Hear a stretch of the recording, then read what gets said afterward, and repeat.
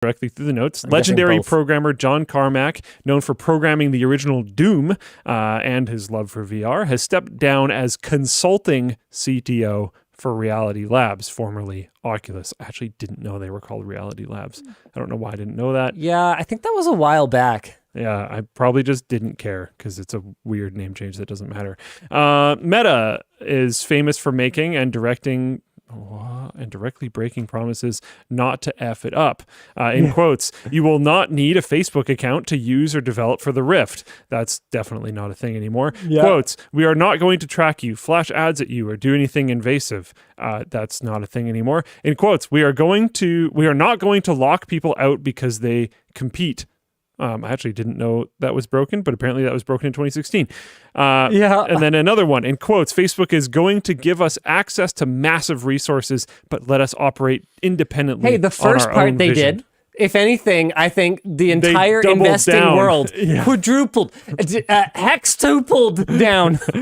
The first half of that is extremely correct. And then in quotes, none of our gaming resources will be diverted. Ooh, yeah, that one, not so much. Oof. Carmack says that he has mixed feelings about leaving, stating that the Quest 2 in particular was almost exactly what he wanted to see, despite complaints about the software. Yeah, the proverbial straw that broke the camel's back is apparently the gaming resources being diverted one for him. I mean, we know John Carmack. He's a gamer guy. He's not a gamer. Oh. He's not into gaming, right? Right, John Carmack, not that into gaming. Just did Doom. Yeah, it's not a game. Yeah, exactly. It's a wall. It's real. It's a wall painting simulator. It's how we protect the world from demons. It's training. You know, the storyline behind Doom is like surprisingly in depth. Yeah, it's like there's a ton of lore. Yeah, I had no idea. Yeah, me neither. Anyway, Carmack has previously been critical of Meta's direction, saying that they should focus on products to tap into the metaverse before building out initiatives. He worried that thousands of people's efforts spanning years would be spent on things that didn't contribute to the way people use devices today. Seems to be a little bit true. His biggest problem, however, is the efficiency and speed of development. He says that as someone who works hard at optimization, seeing gross inefficiency hurts your soul, likening to seeing 5% GPU utilization. That is not surprising from him. He has always been hyper into that. This is one of the reasons why people still run some of his old games on like as many devices as they can possibly imagine, because they're really, really well built for optimization basically regardless of what platform you're on. Reality Labs, he says, operates at half the effectiveness that he'd like. Yikes. That's a big oof. I mean, his standards are pretty high. Yes. But there's probably still room for improvement. Also, yes. Yeah. His voice at the top of the company, to his dismay, has not been able to persuade the organization to improve. He says that he has never been able to stop stupid things because they cause damage, or set a direction and have the team stick to it. He blames himself for this, as instead of taking a leadership role and locking horns with Facebook on day one, he focused on what he's best at, programming. That's also not surprising. He assumed he would hate it, be bad at it, and probably lose anyways. So that's why he stuck to programming. He still deeply believes in VR and that Meta is best able to show its value. His parting advice, in quotes, is make better decisions and fill your products with give a damn. Now, Carmack's focus, me too, actually. Carmack's focus will be on his artificial intelligence startup, Keen Technologies, which has received significant investment money in recent months. Artificial intelligence, or AGI, has the goal of making an artificial intelligence system that can theoretically do any task a human can, a truer definition of AI. What we call AI right now is far more limited in scope and is often just a matter of observe and fail at one thing until it gets better. Some, like Meta chief scientist Yan Li-kun, hopefully I said that right, I don't know, sorry if I did say that wrong, doubt that AGI can or will ever become a reality. Others fear what AGI could represent if created irresponsibly. The AI overlords joke hits a little differently for AGI. Now, what I kind of want to raise here is I think AI or AGI or whatever is what a lot of people, definitely including myself, thought VR was going to be at this point in time. Sure. Yep. I think it's a huge disruptor. I think it's going to change a ton of things. I think it already has, and the real usable levels of it have barely even existed yet. Like when GPT-4 comes out, if places like Google, who have large language models similar to GPT-3, GPT-4, whatever, if they start using those more publicly, if other companies that have similar systems start using those more publicly, I think the impact of these things are going to be on the scale that when Oculus was first founded, people thought the impact of VR was going to be at. So I think it is a much more significantly interesting thing to work on right now. And I think Carmack is quite interested in leading his own things, considering that the vast amount of his frustrations very clearly when leaving Meta was leadership decisions. Sure. And efficiencies and goals and all that type of stuff. So if he can steer the ship more directly and he can do it on something that might be more punchy and more fun right now, I think that might be interesting. This is one of those things where I think I've talked to you about this, like not on the show, just talking. I don't know how I would handle working for someone else. Yeah. As long as they made decisions that I agreed were really great, it'd be fine. But the second one of them isn't great. But they probably won't. Yeah. And it's not going to be fine. I think it's really hard to, and the thing is that I like to think that I try pretty hard to reach consensus when we make a decision as a company. I have never experienced that anywhere else. And I suspect that is not very common. And I suspect that even as I'm talking about this and you're sitting there nodding, I'm not always perfect at it. But there's a reason I'm still here too. I don't know. I don't think I would find, I wouldn't need to agree with everything, but I don't think I would find a place where I would agree with enough. And I think that's basically what he's run into here. I've said this literally on the WAN show before. Like, I don't necessarily agree with everything we've ever done, but I think that would be basically impossible. And it's fine. And I think I do agree with the vast majority of things that we've done. Wow, you might want to give her a little more juice. Way less than I thought. Hey, there we go. All right, good enough. Nice. I do agree with the vast majority of things that we've done. And even when I don't agree with what we've done, I can usually at least see the logic behind it. I have worked places before where tons of things happen where no matter how hard I try, I can't find the logic behind it. The logic behind why the show is dark today, by the way, if you guys are joining us a little bit late here, we're going to try to splice together the segments of the show, but we were interrupted by a power outage. We are going to run on battery for as long as we can here, guys, but the show might be a little bit on the shorter side, which means I want to jump through our sponsor spots right away to make sure that, hey, at least they're getting their money's worth here and they don't ask for a refund. The show is brought to you by Seasonic. Seasonic's Prime TX 1600 watt power supply is a great choice for high performance system. Look, I'm not going to not get through the sponsor spots, okay? I was brought in on my Friday. I'm supposed to be on vacation this week, darn it. We are doing the WAN show. It features an 80 plus titanium rating, which means that less power gets wasted during power conversion. Dan, do you have the sponsor lower thirds? Oh, they're on the server, aren't they? Okay, we're living without them today. Seasonic's experience in designing hardware shows in their hybrid mode, a fan control option that enables users to keep their power supply silent, and they back their PSUs up with up to a 12-year warranty. So if you're building a new system and looking for a power supply, check out what Seasonic has to offer at seasonic.com or at the link down below. The show is also brought to you by Zoho One. If you run a business, you know how hard it is to keep everything organized. But Zoho One is designed to help you run your entire business through a single unified platform. Replace your patchwork of cloud applications, legacy tools, and paper-based processes with one operating system with Zoho One. And they'll help you build your company's presence across marketing channels, send prospects the right messages, and measure ROI with out-of-the-box insights. They have a comprehensive set of account tools to organize your business finances, track payables, manage bills and expense, and even monitor your business's financial health. So whether it's sales, marketing, finance, or analytics, support, Zoho One has got you covered. Sign up today using the link below and get a free 30-day trial with no credit card required. Finally, the show is brought to you by Vessi Footwear. Vessi Footwear claims their shoes are 100% waterproof, and I've yet to get any snow through the ones that I was wearing today. in the snow. Their, snow. their dual climate knit material keeps your feet warm during winter and cool during the summer. They're super easy to slip on and off, comfortable for traveling, fit almost any occasion. Oh, look, there's a point in here that says some of us are wearing them now. Haha, like me. Also, they're 100% vegan. So get $25 off each pair with offer code WANSHOW. You can check them out at vessi.com/WANSHOW. I've actually been wearing them quite a bit lately. I forgot to buy new sandals, or rather I was too lazy to buy new sandals for kind of an extended period. And so I started like wearing the Vessis, and it's a hard habit to break. Yeah. They're all right. You know, my girlfriend bought Vessis without realizing that they were a sponsor of us. Did she even get the discount? No, I don't think so. Oh. And I didn't know that she even had them. And she was talking about how much she liked her shoes because no water got through them.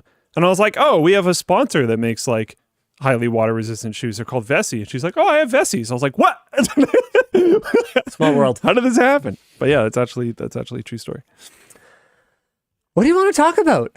I want to get through these rapid fire topics because I want to see if you can sniff out which one of them was written by ChatGPT. So do you want me to read them and you can read through the notes and think about it? Let's or how do you want to do this? like we normally would. You know, I'll do one, you do one. Let's get through all three of them. Sure. And then I'll do my best. Okay. First up, we've got Eufy admits they lied. This has been a developing story over, like a month now, hasn't it? In a blog post addressed to Eufy security customers and partners, Anchor, the parent company of Eufy, admitted to using the cloud to send mobile push notifications with small preview images, which are protected by end-to-end encryption and deleted shortly after being sent. Okay. The company also admitted to a security flaw in the live view feature on its web portal, but denied that any user data had been exposed or that facial recognition data was sent to the cloud. Eufy has made changes to the feature to require users to log into the web portal in order to view live streams or share active links to them. The company stated that it is committed to reducing the use of the cloud in its security processes wherever possible, and that it complies with all industry standards. Discussion question here is, how much does an incident like this really tarnish a brand or its bottom line? I don't know. It depends how mainstream it is. It varies a lot, yeah. I think it depends how mainstream the reporting on the negativity surrounding it is. How much competition there is in the space. That too. Like, you can talk day in and day out about what a toxic company NVIDIA might be or Apple might be, and it's not going to stop people from buying their products. Absolutely, yeah. Whereas Eufy, I feel like did not have as strong of a brand to begin with, and so much of the strength of their brand, at least based on the messages I'm seeing about it, was around that promise that they didn't upload anything to the cloud. So yeah, I could see it being extremely damaging. And there's quite a few competitors, and there's competitors that are bigger names. So like this could be a hugely negative impact. Kind of an underdog. Yeah. Our second discussion question is, if you became CEO of this company 1 week before the revelations, I hope the AI wrote this discussion question, because this is a great discussion question. I suspect it was James who wrote this discussion question, though. I think, but I don't remember. I think all the discussion questions might be people. I had a meeting with Riley and James this week about sort of, because Luke and I added a bunch of topics to the doc right before the show went live last week. And Riley sent me the world's saddest email. It was pretty sad. Being like, we work really hard on these topics. It would be really nice to know if you're just like, would prefer other topics. And I'm like, oh, Riley, I'm sorry. It's not you, it's me. Let's have a meeting next week and kind of talk about why we changed them. And one of the things that wasn't just like me laying down an edict or whatever, but one of the things that came out of our discussion, you're a genius, Jake. He's got a Jackery. A Jackery. Yeah. Speaking of sponsors, there's 5. We're streaming one show. Let's go. I'm gonna eat my triple O's on the show. Heck yeah, Jake. All right. Wait, what were we talking about? Right. Yeah. So one of the things we came to together was that part of choosing a good topic is looking at what the discussion topics will be. Because if the discussion topic is this bad? Yeah. Yes. then there's nothing to really talk about. Yeah. Yeah, it's bad. We need some back and forth. Okay. Well, but why is it bad? How is it bad? Who was bad? Where was it bad? Like, we've got to be able to, there's got to be some There's meat got to on the be a bone. discussion in the discussion question. Yeah, and so what I'm noticing is our discussion topics, our discussion questions are so much better because I think we're choosing topics based on how rich the discussion can be. Yeah. If you wanted to truly make things right, if you were the CEO of this company, 1 week before this happened, so you can't alter course, all you can do is react to it. What would you have done differently? So I actually vaguely referenced this on the last show that we talked about Eufy, which I don't think was our last show. I think it was 2 shows ago or something. And this might like tank the company. But what I said was they effectively had to recall devices. And I still kind of defend it. And yeah, it might tank the company. I don't know. But like they advertised on local only. It is not local only. They are not going to be able to change that. Maybe you can. I doubt it. I don't think they're going to be able to change that. Certainly not immediately. So they need to so maybe another option is offer full refunds. Yes. Like send out an email explaining everything that's going on. Be very transparent. Admit the things you got to admit. Offer a full refund. And if the user doesn't take it, they don't take it. But like, so the CEO in me would be trying to avoid a full, we refund everything. yeah. So So I think you have to do the offer. That's kind of the end. Yeah, you just tank the whole company. Yeah, you might as well just say, see you later. Yeah. At that point. And I don't mean like as an FU to the customers that would be the right thing to do. I mean, you just might not survive it. Yeah, you just spent so much money on R&D. You spent so much money on tooling. You spent so much money on manufacturing. You spent so much money on shipping. Yeah. Now you have to pay for more shipping. Yeah, to take it all back. Didn't gain anything. Yeah. So what I would be trying to do is offer that option because you kind of have to. Yeah. But I would be trying to come up with a more compelling option that doesn't hurt me quite so much. Yeah. Right? So I might be looking at, okay, if I can convince you to keep this in its current state and I can send you the new working one when we get there. Yeah. Can we do that? Or I would be looking for. I don't know if there's a subscription, but maybe you give them 6 months for free or something. If I could keep this in its state for now, but I could get you to what we promised in 6 months. Can you accept that? I'd be trying to look for, because ultimately, right, what the customer wanted was that product. Yeah. So what I would be trying to figure out is there any way, without taking back everything, to get you what you paid for? Well, there is some problems with that due to. I know. But you already broke the trust. Yeah. So you have to throw in a bonus because you have to do more than just get them what they paid for. There's some technical problems with that too. For sure. Getting notifications to local phones or remote phones, all this type of stuff. But For sure. But I understand the core idea of what you're saying. But I'd be trying to look for a way to kind of go, okay, it's going to take us some time. We're going to have to do this to make it up to you, some kind of partial refund or some kind, which is often not actually possible. Like you ran into this a little while ago where you were not able to issue someone a partial refund through PayPal because it had been 180 days. They requested far past a reasonable date. Yeah. Yeah, and PayPal literally wouldn't allow Luke to do it because I guess the assumption from their point of view is that it must be under duress. I don't know. Yeah, I mean, right? Yeah, I think their thing is they don't want to deal with, because I think if I remember correctly, if you do a refund within the terms, the fees and whatnot get refunded as well. Right. And there can be accounting challenges for everyone up and down the chain, right? Yep. Because if you have already remitted the taxes you collected, let me tell you something. The state of California ain't going to be giving you back those taxes you remitted. Yeah, no chance. No matter who you refunded, whatever you refunded to. Yeah. So there's challenges. So you're just eating it. Yeah. Well, I mean, even if you just eat it, the reporting for that would be a nightmare. I don't even know how you would account for it. Right? So it's a nightmare. So yeah, I'd be trying to look for a compromise. But I agree with you. You don't have a choice. You have to offer the option. You have to do something. You have to offer the option. And a bunch of people are going to take it. But if you are sincere and you are open, and this time you're honest, you might have a solid amount of people that don't run. But they didn't do that. They've taken too long, And honestly, this response seems kind of half-baked. As far as I'm concerned, Someone just needs to sue the trash out of them. they're not going to be successful. At suing them? Chinese company. Oh, right. What are they going to do? Yeah, fair enough. Nothing.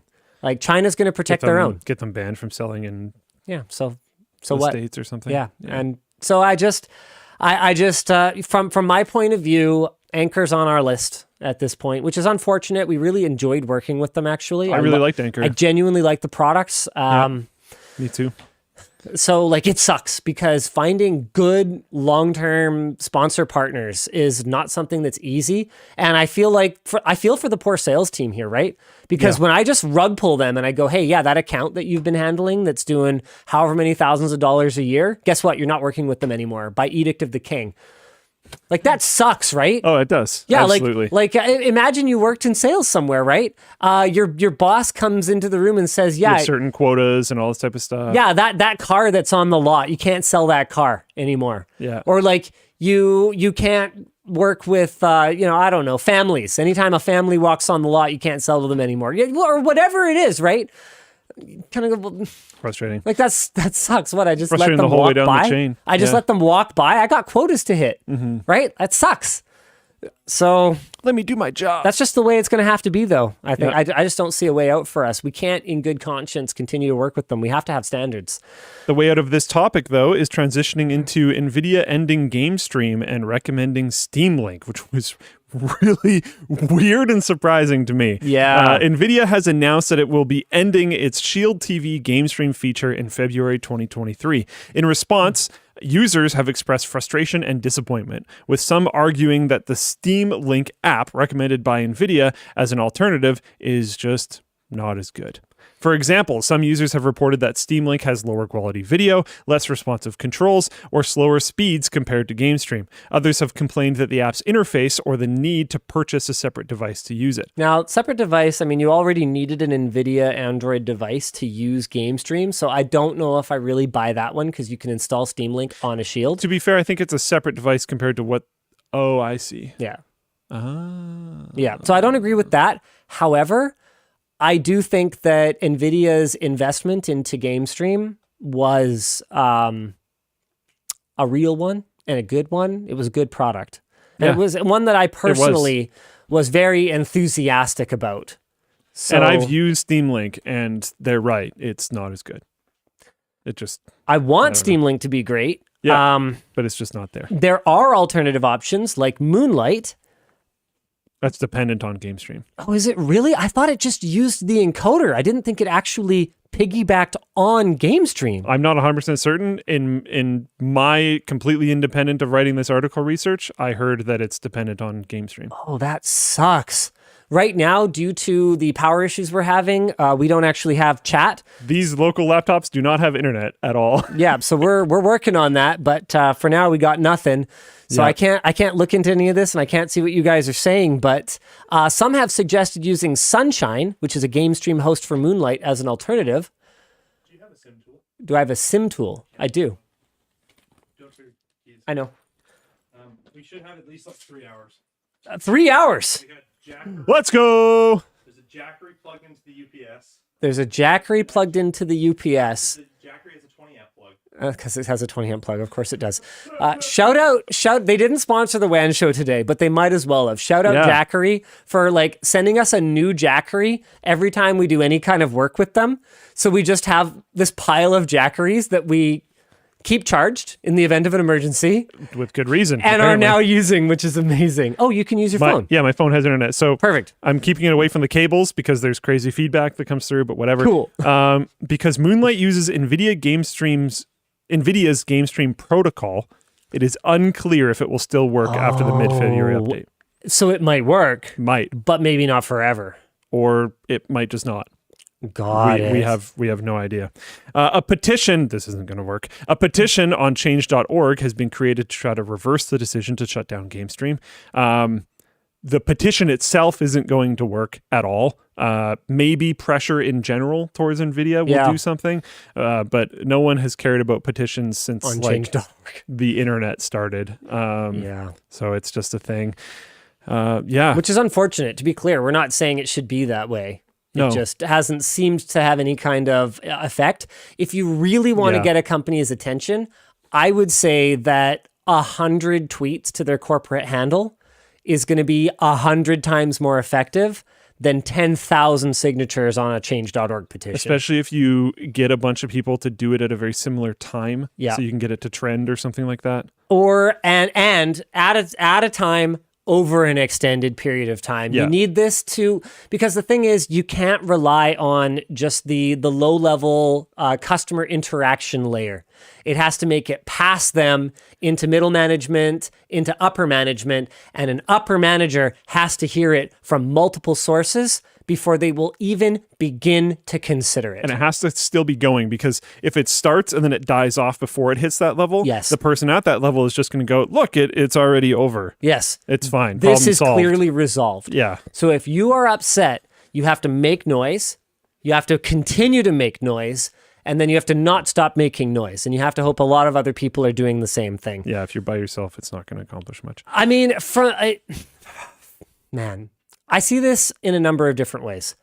I haven't touched GameStream in a long time. I was just going to say, I have 3 shields in my house, and I haven't touched it. as much as this sucks, it might ultimately be what NVIDIA needs to do. As much as we just told everyone how to complain about this properly, if not enough people are using it, and if it's not really a driver for people to purchase their products, etc., and it's this huge cost sink, like, companies are companies. Yeah. And NVIDIA is definitely a company. Oh, heck yeah. So, like, if it's, there are some cost sinks that companies will keep around, cough, cough, the forum. That doesn't cost that much. Not really. It's not a huge cost sink, but Yeah. it definitely loses money. Not a ton, but it's negative. Yeah. But like, you can't do that with everything. GameStream is probably a relatively complicated thing to keep updated and, Yeah, I would think and so. working with everything all the time and performant and whatnot. So like, I'm not happy this is going away. And I'm sure that the people who like started the change.org petition and the people that are really angry about this are people who have heavily integrated this into their setups. And that sucks. Yep. That's the thing. That's what Apple is so good at. They don't always have the best product, but damn it, that sucky product in their walled garden with their stupid limitations is going to still exist in 5 years. Yep. Not always. I mean, their servers went away. What else could I point at their professional desktops effectively went away, then Like, came back come for back. one generation and seem to have gone away again. Yeah. They're not perfect, but if you buy an iPhone, you can expect continuity. You can expect that software for iPhone will still be an option on newer hardware that, 3D Touch, by and large, works the same way that the old one did, but more betterer. Like that is something that just plain sucks on the PC, Android, more Wild West open side of things. Like, okay, we did a video right before the WAN show on this wireless GPU. Okay, there was a 460 that had 5 antennas hanging off of it. GTX 460. Got all these antennas hanging off of it, has this receiver dongle that comes with it that has an HDMI out that goes into any HD display. And it was meant to be an all-in-one solution for wireless display. Okay? Super cool product. But if you buy into that, literally design your home theater setup around it, thinking, I'm definitely going to have an upgrade path for this over the next few years. I'm going to integrate this into my life. You're an idiot. Because it's not going to happen. To be fair, it's NVIDIA. I don't think NVIDIA's killed a lot of their projects. I can't think of a ton. Vision. Sorry. Yeah, but the whole world killed. Physics. Physics was around for a long time. Yeah, and is technically still around, Yeah. but not in the form that was promised to us in Totally. the Agea days. Agreed. And in the wake of the NVIDIA acquisition. NVIDIA abandonwares things. They do. They do. I guess my brain just keeps comparing it to Google and is like, no, not really. But yeah, those are a few examples. Yeah, the Shield Portable, okay? Handheld gaming consoles. What happened to those? One and done. Boom, see you later. Nah, NVIDIA kills stuff. Let's not kid ourselves. Fair enough. And so that really sucks.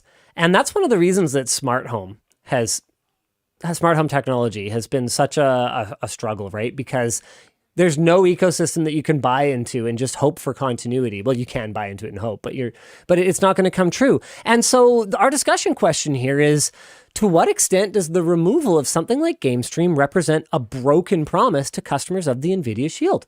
We can use Wayback Machine at this point to go look at the marketing of the Shield, look at how prominently NVIDIA featured this particular a capability of the product in their marketing, and say, hey, this is tantamount to outright false advertising at this point. Yeah. And this is something that is happening more and more. Absolutely. Like a perfect example is what Google's done with their Hub products and their Nest Home products, where that lawsuit from Sonos affected their ability to set up the product to such an extent that it is extremely user unfriendly now. I mean,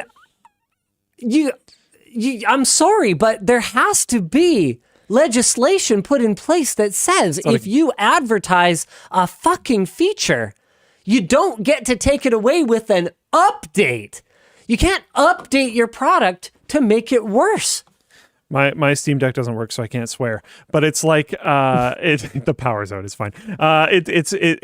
It's like the games recently as well, right? We talked about these games, especially VR games. There was a few of them that didn't sell super well, so they just completely offlined all their servers, but they're online-only games, and people bought them. I don't even care if one person bought it. Yeah. You advertise this game, you shouldn't be able to shut down the servers like 1 year later. That's crazy. Yeah. That's ridiculous. Or you should have to, as we've said so many times, you should have to release the server-side code. Yeah. At the very least. And if nobody picks it up, all right. So be it. Yeah. So be it. Yeah. But if you advertise the feature, then I think there needs to be legislation in place. Oh, your button's not working. I found out. That in good faith, you have to provide the community, you have to give stewardship over to someone so that it can be maintained. Yeah. And I think when it comes to software, there's a vibrant enough open source community that someone would take this and run with it. I don't know if they're going to run with it as well as the Subcom guys, but there is still there are communities outside of the just honestly fairly stunningly awesome Supreme Commander community. There are communities outside of that are running old games that have become open source or shareware in some way, and it's pretty cool. We have one more. Whoa. Is that intentional? Oh, I think they're using jackeries to restore. Wait, no. Is the power on? No. Okay. The emergency lights are I on. think that, they're using jackeries to bring the lights back on. Oh, it is back on? Kind of seems like it. The emergency lights are off, right? That should... Yeah, I think the power is back. Okay. All right. Oh, that's so lame. The Jackery said 3 hours. We would've been good. All right. We got this. Can we turn this back on? Yeah, it might be. Hey. All right, It's cool. that right there. Is someone from Floatplane trying to figure out getting access to these files to kind of stitch everything back AJ's together? on it. Yeah. AJ, you are an absolute French-Canadian champion. I'm sorry I had to qualify that. I'm fairly certain he's got the first one coming down already. All right. I don't know. I don't think he's even heard at this point that we need the second one. If you're watching this, AJ, I'm sorry, but it's true. All right, we're going to do our third, maybe written by AI topic. Facial recognition was used to bar a lawyer, pun intended, from entering a venue. And this maybe doesn't sound like that big of a deal, but it's a big deal. A mother accompanying her daughter's Girl Scout troop to a Rockettes show at Radio City Music Hall in Manhattan over the Thanksgiving weekend was denied entry after facial recognition software allegedly identified her. So this is before submitting any kind of identification or ticket or anything. Kelly Conlon, imagine doing this to a lawyer on purpose. Yeah. Anyway, Kelly Conlon, the woman in question, works as a lawyer for a firm that is involved in a personal injury claim against MSG Entertainment, the group that owns the venue. She does not, however, practice in New York and is not involved in the particular case. So Conlon claims she was approached by security and asked to produce identification after passing through the metal detectors into the main lobby. A sign in the lobby does state that facial recognition technology is in use for the safety of guests and employees. Interesting. MSG Entertainment claims they have a policy that precludes attorneys pursuing active litigation against the company from attending events at our venues until that litigation has been resolved. Brutal. Absolutely brutal. The heck timeline are we on, Luke? Imagine going into, I don't even know if these exist. Imagine going into an one random person who's never even heard of this story that works at one of the companies here, walking into an Anchor store and being told to leave because they know that they're employed by the parent company of this company. That has some kind of ongoing dispute. Yeah.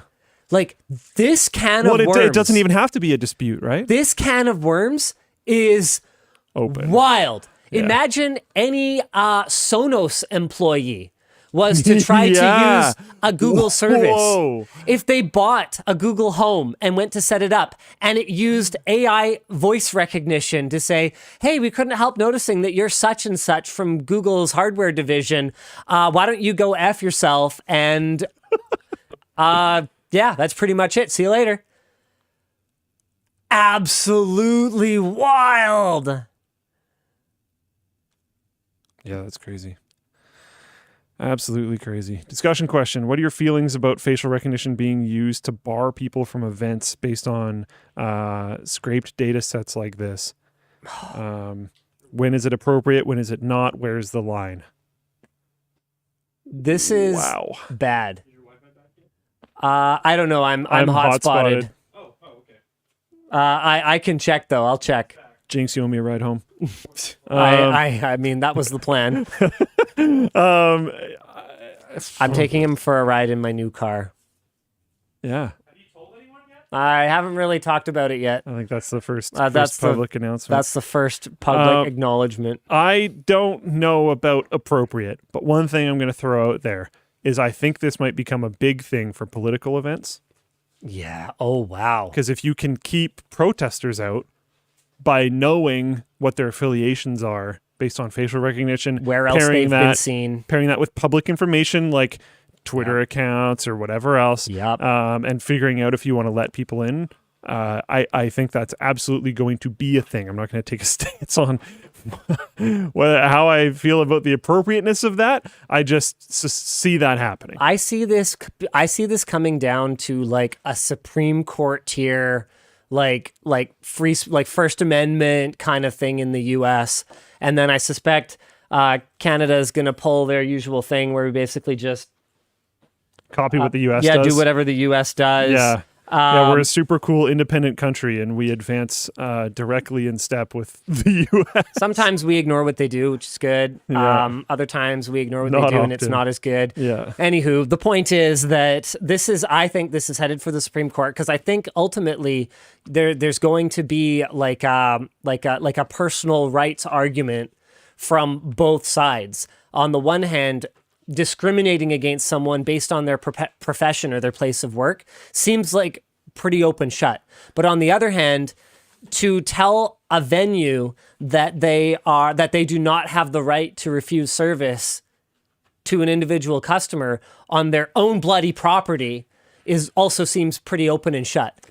Right? It's weird. There's a strong argument both ways. Strong argument. There's a lot of technological stuff coming out right now that the law is so far behind. Yes. And it doesn't help that half of the legislators in the Western world are septuagenarians, as far as I can tell. No idea what's going on. No idea what's going on. Yeah. And even the younger ones, quite frankly, could stand to be a little more tech savvy based on a lot of the C-SPAN that I've seen. Yep. Okay, so at least one. Jake has apparently joined the show. Oh, no, he's not sitting in the producer cam, so we missed him. Lean to the right, Jake. Apparently, he's here in case the power goes out again. Things have gotten a little hairy this evening. It's been a fun night. Oh man, My roof caved in. That's a fun thing. Okay. Minutes after leaving my apartment to come to work, I got a call from my girlfriend saying that part of the ceiling had ripped through and it was raining in one of the bathrooms. We thought it was a leak that we had previously found in the house that was caused by the AC. It wasn't that. It was the roof of the apartment building was leaking into the attic and then ripped through our ceiling. So that was cool. I haven't been able to go help with that, but she's been doing a great job of Luke taking had care to of that. co-host a video with me before the show today, reacting to our worst videos, and Okay, for real, I'm talking from the heart here. Okay. I have to commend your professionalism. Oh. He showed up looking like an actual storm cloud. Like jaw set, teeth clenched, pissed. We turned on the camera and he's like, ha, ha, this video's terrible. Classic Luke. It helps that they were actually pretty terrible. We've made some stickers over the years. Yeah. There's one that I had completely forgotten about. I actually have no memory of it at all. Hosted by Luke. Like clearly it's something that I did and it's bad. It's really bad. Wow. Yeah. There's also a couple in there that I expected to see. The BlackBerry one, I did the second I heard the premise of the video, I was like, BlackBerry video video is going to be in there. It's awful. Oh yeah, it's terrible. But yeah, that'll be a fun video. I have done some stuff. I didn't feel like as a mid 20 something that my sense of humor was probably going to change. I felt like what I was doing and thought was funny then, I would probably still think is funny in 10 years. It's not funny. We laughed at it. We did laugh. But we were laughing What was that at one? me. That WD video was so funny. It was not funny. It was cringe. Yeah, I guess so. It was cringe so hard that it goes all the way around back to funny. There's a couple comments about my birds. The birds are fine. My girlfriend got the birds back into cages. They're covered. Everything's fine. We did not include the hide your porn one. I don't even think that video was that bad. I think that video did okay. It might be cringy. Like the humor is probably terrible. Oh, but as bad as anything we've ever done. I think like performance-wise, I think it did fine.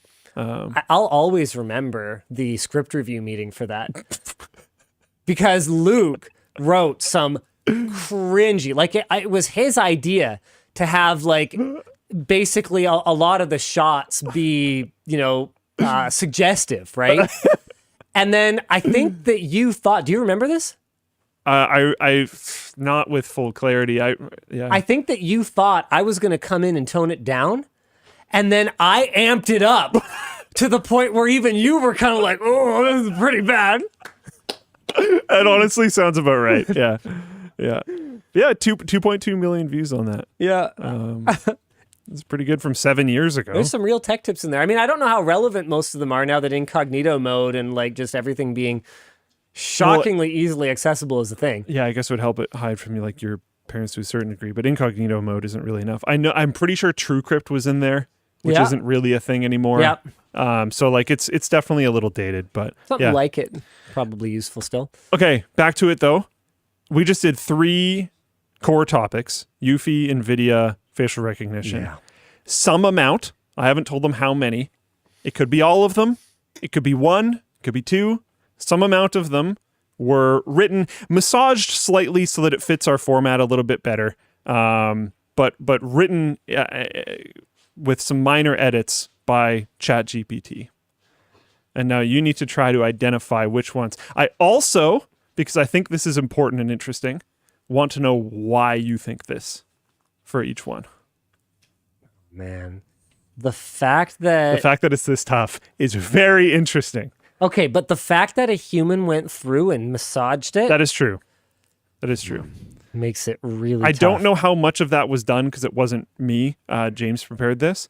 I do know that he said like Many of these are like full sentences. Like he mostly shaped it instead of changed it, if that makes sense. That's my understanding.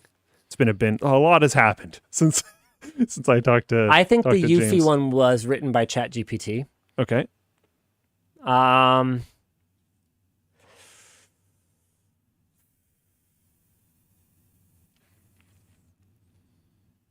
That's the only one that I think for sure was written by ChatGPT. So you get 1 point. You get you get 2 points. Hold on. Okay, he hasn't explained the point, so I No. think I can still clarify further. Yeah. I think that the NVIDIA one was written by a human. Okay. I am not sure about the facial recognition one. I don't know how to give you points anymore. You got one right. Okay.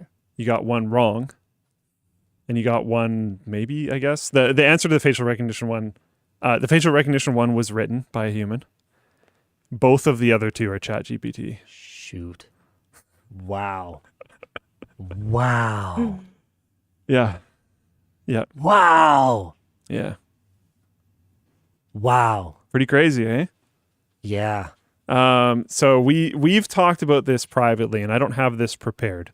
But someone made I wonder if I can bring it up. Here, I mean, just so that you guys can see what the notes look like for these, because that might not be something that will translate perfectly for you. Here's the Eufy topic, which the reason that I thought that it was ChatGPT was because it was far less editorialized than some of our writers tend to. There's also things like in a blog post addressed to Eufy security customers and partners, but anchor, all of it's properly capitalized. There's Yeah. a few things that can make it stand out slightly. This one, though, the fact that it like really talked about, what's going on around this. So I will add some context. Yeah. It wasn't done, and some people on the stream will know this, and I think you'll know this. It wasn't done by just saying like, "Hey, summarize this link," because No, it can't do that. It can't crawl the web. So information was given to it. Talking points were given to it, and then it turned them into whatever. So we Still. gave it notes. Still. Yeah. One of them, James gave it, I think it was like 5 or 6 links. It gave it the links and like a 5-word blurb for each link. That was the NVIDIA one, actually. I wonder if I have a screenshot. I don't know if I'd be able to find it. It's in my team, so I wouldn't be able to show it very effectively on stream. But just very little information. But from information that is naturally in the URL of something that isn't obfuscated, and the little tiny like 3 to 5 word little snippet of each post, Yeah. it wrote this NVIDIA article, Wow. which is like pretty good. wow. It was 100% enough for us to go off of. Super, super interesting. I was talking to Linus the other day about, this is not even the one that I found. I Googled it. I found a different one. So more than one person has done this, which is interesting. Should I go to your laptop? I guess. I think this is what, yeah, you can go to it. So this is I don't know, every.to. I've never heard of this before. I built an AI chatbot based on my favorite podcast. This is a different person, though, than the one that I linked you. Yeah. And it's not the exact same thing, but it's extremely close. This one looks like a command line thing, whatever, I don't know. So the one that I had found, it's an actual website that you can go to. These are both based off of the Huberman Lab podcast. But people have taken, I'm assuming, I have not read this article. The other one, I know this is how this works, and I'm assuming this person did it in the same way. They use a different OpenAI product. Yeah. So they fed all of Dr. Huberman's podcasts through Whisper, which is another OpenAI product, Yep. which transcribes audio to text. And then they fed all of the text into GPT-3, and then they made it so that you can ask the chat bot, effectively, questions about what Dr. Huberman says in his podcasts, and it will go through all of the transcripts of all of these like 3-hour long, super dense podcasts, and it will pull answers out for you. The other one will also cite its references. Wow. So it'll say like, I got this from this podcast at this minute, and you Yep. can click on it. It'll bring up the podcast at that timestamp so you can listen to the original audio just in case you don't trust the transcription. This is super interesting for like a bunch of reasons. This is terrifying for content creators. Podcast industry. Yeah, especially if you are a very information dense podcast like the Huberman Lab podcast, because now people don't have to listen to your content or consume it at all. These random people on the internet just made a way completely detached from your content that you have absolutely no way of being paid for. Nope. Yep. And they made a way for people to completely bypass all of your stuff.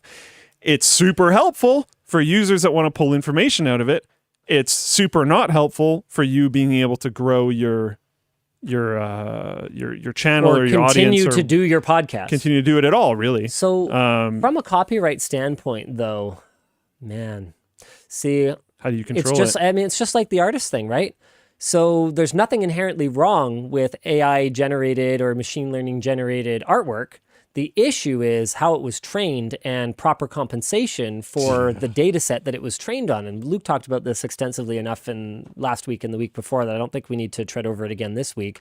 But basically, there's no problem with a bot that compiles answers to questions as long as it is properly compensating whoever's original work was used to train it. But as of this time, that's not being done. And there is no framework whatsoever for that to be done. So for the same reason that artists are crying foul about their artwork being used to train their machine replacement, I could see a podcaster crying foul about their body of work, their body of copyrighted work being used to create a tool that irrelevants their copyrighted work. And I don't think you're going to be able to make a very solid fair use argument for something like this because, yes, for personal use, you could probably make the argument that there is nothing wrong with watching all of the episodes, therefore having all of the words for yourself and making those words, creating an index of those words and a way to recall various words in some way, right? But as soon as you make it more broadly available, especially commercially available, that falls apart. To be fair, all the ones that I've seen so far have not been commercially driven. One interesting one, the first one that I found, and I don't know why I can't find it right now. I'm sure I could if I use my Google Foo a little bit more effectively. But the first one that I found, the whole thing is open source too. You put it all on GitHub. And the fact that multiple people have done this already proof that it's not really that hard. Yeah. The person that I had looked into originally said it took him less than a day. Because the process is all kind of already there. You're just sort of linking things together, right? We've got a couple interesting viewer comments here. So Eric RC on Floatplane says, Linus, I disagree. I don't believe most people listen to podcasts just for answers. There's a definite entertainment value. But this is just like what I was talking about earlier, where just because you don't need to put your laptop to sleep doesn't mean that I don't. So yeah, this podcast, I don't think anyone necessarily No one needs to search this for information. Or it's unlikely, but someone could. Yeah, because we're going to be a secondary source a lot of the time, unless you're looking for information about like my life or Luke's life or whatever else the case may be. And if that's the case, probably it would be more interesting to hear it as told by us anyway. I think the WAN show is a more entertainment show anyhow. And I'm not saying that because there's some kind of like liability, advice on the WAN show should be taken for entertainment purposes only. It's just, I do think that that's the show that we try to run for you guys. Yeah. But that doesn't mean that every podcast is like that. Some of them are very Q&A driven, very information driven. And Hubermans are extremely information driven. There are also not lots. that entertaining. There are also lots of I don't know about that one, but sure. But there is a lot. You're right, though. There is a lot of educational or informational based podcasts. There's tons of science-based podcasts. There's tons of even like where it's more about keeping up with the industry. Yes. And less about being entertained. Yes. Right? Yeah. And so, or like imagine there's a self-help podcast. Sure. You might look for answers to somewhat common self-help questions by using this thing. Whatever it is, there are lots of not just like storytelling, entertainment style things. And so that's a big challenge. And an ethereal llama says, isn't this part of the territory when you post free content on the internet, though? No. The content isn't free. We've talked about this before, and some people are never going to understand it, but that's really just not my problem at a certain point. The content isn't free. there is an implicit agreement that the content is going to be supported in some way, otherwise it won't exist. Otherwise, it would explicitly be said that it is free. Linus Tech Tips is not free. Linus Tech Tips is paid for by actual money, which we get from ads or from subscriptions. And it is possible that something is free, but that also does not mean that its license allows you to do this with it. Correct. There is a ton of different levels of variation when it comes to licensing. And you could absolutely release a podcast with a license where you allow people to do this. Absolutely. There's nothing stopping you from doing that. You could say everything that I say into this podcast is free for everyone to use in any way. And no, I did not just say that about WAN Show. But you could say that, but I do not believe that has been said by these people. But what I was going to say is a dangerous, intrusive thought that comes up when I've already heard about this thing where they're taking podcasts and they're transcribing them and stuff.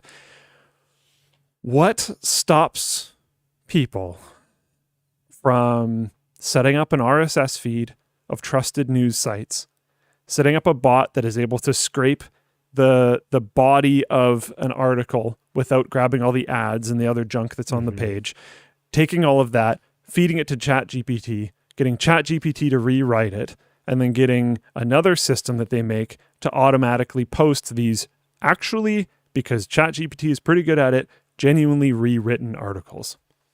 And then they put their own ads on them. And then they just put their own ads on. Monetizing someone else's work. Yep. It's all automated. Yep. And so, oof. You know what? It's not going to completely destroy industries in a day. No. Maybe not even in a year. Give it 10 years. I mean, even 3. Yeah. It's going to be going. That is already an entire news industry. Yeah, but it's usually junk. And if you're paying attention pretty much at all, you can usually kind of tell. No, you can. A lot of people can't. Fair enough. Which is why we're. But this moves that bar up quite a bit. Yeah. People have found a few different accounts because you can kind of prod them in the right way. People have found a few different Twitter accounts that are using AI generated faces as their profile that look extremely convincing. Yep. You can't tell that especially it's not a real at that person. size, at that resolution. You really can't tell. Yep. And then they have fully ChatGPT written tweets and replies, the whole account. And the ones that I have kind of found with advice from other people on how to find them, et cetera, et cetera, et cetera, all of the ones that I have found, it looks like people are just experimenting. I don't think they're really using them to any goal yet. Yep. But it's going to happen. Yeah, we're headed in an interesting direction. And it's hard to find out. Larodos says, what about content creators doing this themselves to search their podcasts? I mean, yeah, we could. Sure. But what I can tell you is that right now, there is zero effective way to monetize something like this.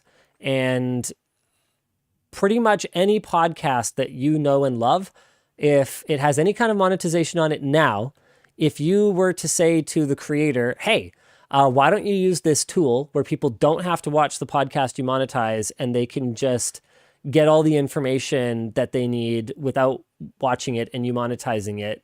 Why don't you do that? They're going to be like, what? Why? Some that they really don't care about their podcast as a career path or whatever, and they just want the information out there.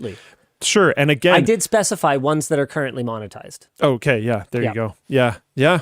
Pretty much. And Kai M says, I mean, ad block is a thing. What's your take on how this is different to that? It's not. What his take is on that is pretty documented. Yes. I think I've been pretty clear about it. The part that people got confused about is I never actually said never use an ad blocker. What I said is own it. Yeah. Just own it. Yeah. Understand. Put on your hat. Yeah. Wear your shirt. Yeah. We've even sold a shirt. Yeah. I like it. Just own it. It's a nice shirt. That's all I said. Just deal with it. And if you have if you feel all guilty about the word, then maybe that's something. Then you should do some self-reflection. Yeah. But otherwise, then just own it. Just deal with it. Timothy free. Yeah, exactly. ADFAKLSDJEF over on Floatplane says, I bought 2 shirts. Yeah, you did. I don't think, we very understandably, I will say, but I don't think we have been doing merch message curation at all. Oh, yeah, okay. Where's Dan? Is Dan still here? I don't know. Dan! I'm looking through them right now. Okay. Yeah. Well, hey, we've actually got an update on LTT Store. Speaking of ways that we will still be able to survive because we are a mature, well-diversified company. I don't mean mature like we don't make fart jokes. Jokes? I mean mature like we have developed a lot of revenue streams to help us weather, whatever AI storms are headed this way. LTT Store is a huge one. I think I said this before, but 2022 is the year that LTT Store's revenue will be greater than our media production revenue. Massive shout out to all of you guys for making this possible. Massive shout out to the team responsible for it. Nick, Kyle, Bridget, Sarah, Lloyd. Oh my goodness, I'm going to miss some people. It's going to be really awful. Natalie, Adam, Nolan. There's some new people in customer care. I don't know their name yet, so I'm not going to include them. But, we got Hannah, Matthew, Alama Day. The team there is Conrad. Amazing. Thank you. Massive, massive shout out to the Floatplane team for making that whole thing happen. Like, it's been a long time coming, but it means that our future as an independent media company is basically assured as long as you guys continue to support us in that way. We've got a deal for you guys this week. Where is it? Oh, wait. This just says lttstore.com deal of the week ? I thought we did have something to talk about this week. Oh, we have something I didn't talk about last week, if nothing else. Yeah. Is that still running? We launched the mystery hoodie. Well, it's not a matter of like new running product. or not. Yeah, we just sense. have a new product. So the mystery hoodie is $49.99. You don't know what hoodie you'll get, but you can find some hints in the in the reviews that are up. We ran this as a promo during the Black Friday's period. That's not the pricing that we're going to be doing for it in the long term. It's going to be $50, but we've got everything from small to triple XL, and you guys can check it out. Mystery hoodie sales are final. We do not offer returns or exchanges, but it is a way to get yourself into an LTT hoodie for a pretty aggressive price. We're also shipping backpacks in real time now. They're not back ordered in any way. What else is there that I could really say about the store right now? I mean, yeah, I guess that's probably enough. Right, and picking something up on the store is the way to send a message into the show. They're called merch messages, and they're better than super chats, better than Twitch bits, because all of the money you spend will go into something that you actually get to keep and use and enjoy instead of lining the pockets of big tech. That's our sales pitch, and if YouTube and Twitch and Facebook operated the same way as Twitter, I probably wouldn't be allowed to say that. But hey, we never live streamed on Twitter, so whatever. Deal with it. Oh, we figured out afterwards you can't. Periscope's dead. Right. Spaces is not the same thing. So we couldn't. Yeah. Yep. All right. I guess we should do a couple. I have curated some. I'm working on going through the incoming. Dan's not here, so I'm going to go ahead and go through a couple of our curated ones, and we'll get back to some more topics here. Should I talk about the big thing that happened this year? Like the really big one. The one where we convened like a council of people to talk about it. It's past the NDA date for it, so I could talk about it. What, like the first one? The really big event. The really big maybe? The really big event that we talked about and ultimately decided not to do. No, the second event then. Should we talk about the second big event? I'll let you think about it while I go through a couple of merch messages. I don't think so. I mean, I think it might be interesting for the people to have some idea. It's also the kind of thing that if I worked here, I probably wouldn't want to hear about it on the WAN show. Yeah. But, I mean, are they used to it at this point? Maybe. I mean, they are, but that doesn't mean it's a good thing. Atomic Age Ace over on Floatplane says, "Do it, cowards." I mean, I would say the same thing if I was in the audience. I do think you should probably discuss this with other internal people before we do, though. If we James do. Ryan says, do you have a recommendation for messaging into the show for people who might not want to have a physical object show up? Buy a gift card on LTT Store and then just never spend it, I guess. Yep. Or spend it eventually. Or gift it. It's a gift card. Yeah. Give it to someone else. It's a gift card. Yeah. At least that way you're not throwing away any money. Yeah. Right? Yep. Don't throw away money. Because, like, what's the overhead on, like, on a super chat? Like 30%? 40%? Something like that? Yeah. Why are you doing that? Yeah. All right. Anonymous says, hey guys, wanting to get into IT soon, and with the technical difficulties experienced tonight, I was wondering how help desk issues are solved at LMG. Is there an official ticketing system, or just grab the nearest Linus? There's no official ticketing system, so you would first go to logistics, with Dan being your main point of contact for that sort of thing. And then if he's not around, I believe there's someone else who is like, can kind of be helpful. And then it's going to fall to Jake. We actually have some documentation for catastrophic failures that Luke and Jake have been working together on, so that you'll have some docs that you can go to.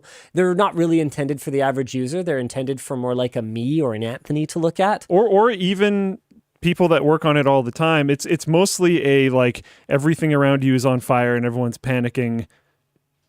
Let me go back to this thing so I don't actually have to think about it, so I can put my mental power elsewhere and just follow these steps and get everything back online as soon as possible. It also like organizes all the information that you need, does stuff like that. It's a good idea to have disaster recovery procedures. It's something that I think we could do better, but it's something that also is working reasonably well for us. I think that because we are a company of relatively tech-savvy people, we probably have a lot fewer, I can't figure out how to open my email client. My computer won't turn on. Oh, it's not plugged in. Yeah, than many companies would. So it hasn't overloaded those guys yet. But as we expand into more, say, for example, like physical goods manufacturing, where we can't expect people to have a high level of technical proficiency, like maybe they're a wizard with a sewing machine, but a computer, what's a computer, right? I don't know. Then we might have to deal with more of that, and it might be something that we'll have to address. Kevin M. Can you test whether lifting a laptop by its palm rest causes a mouse click to register? I frequently carry around my laptop while watching full screen videos, and it's frustrating having them pause all the time. Both my XPS 15 and my LG Gram do this. So I curated this. I thought it was actually kind of an interesting question Yeah. because I have experienced this before. Me too. So like maybe something interesting for the labs to consider if they start getting into laptop testing. It could even be like a mostly pass fail.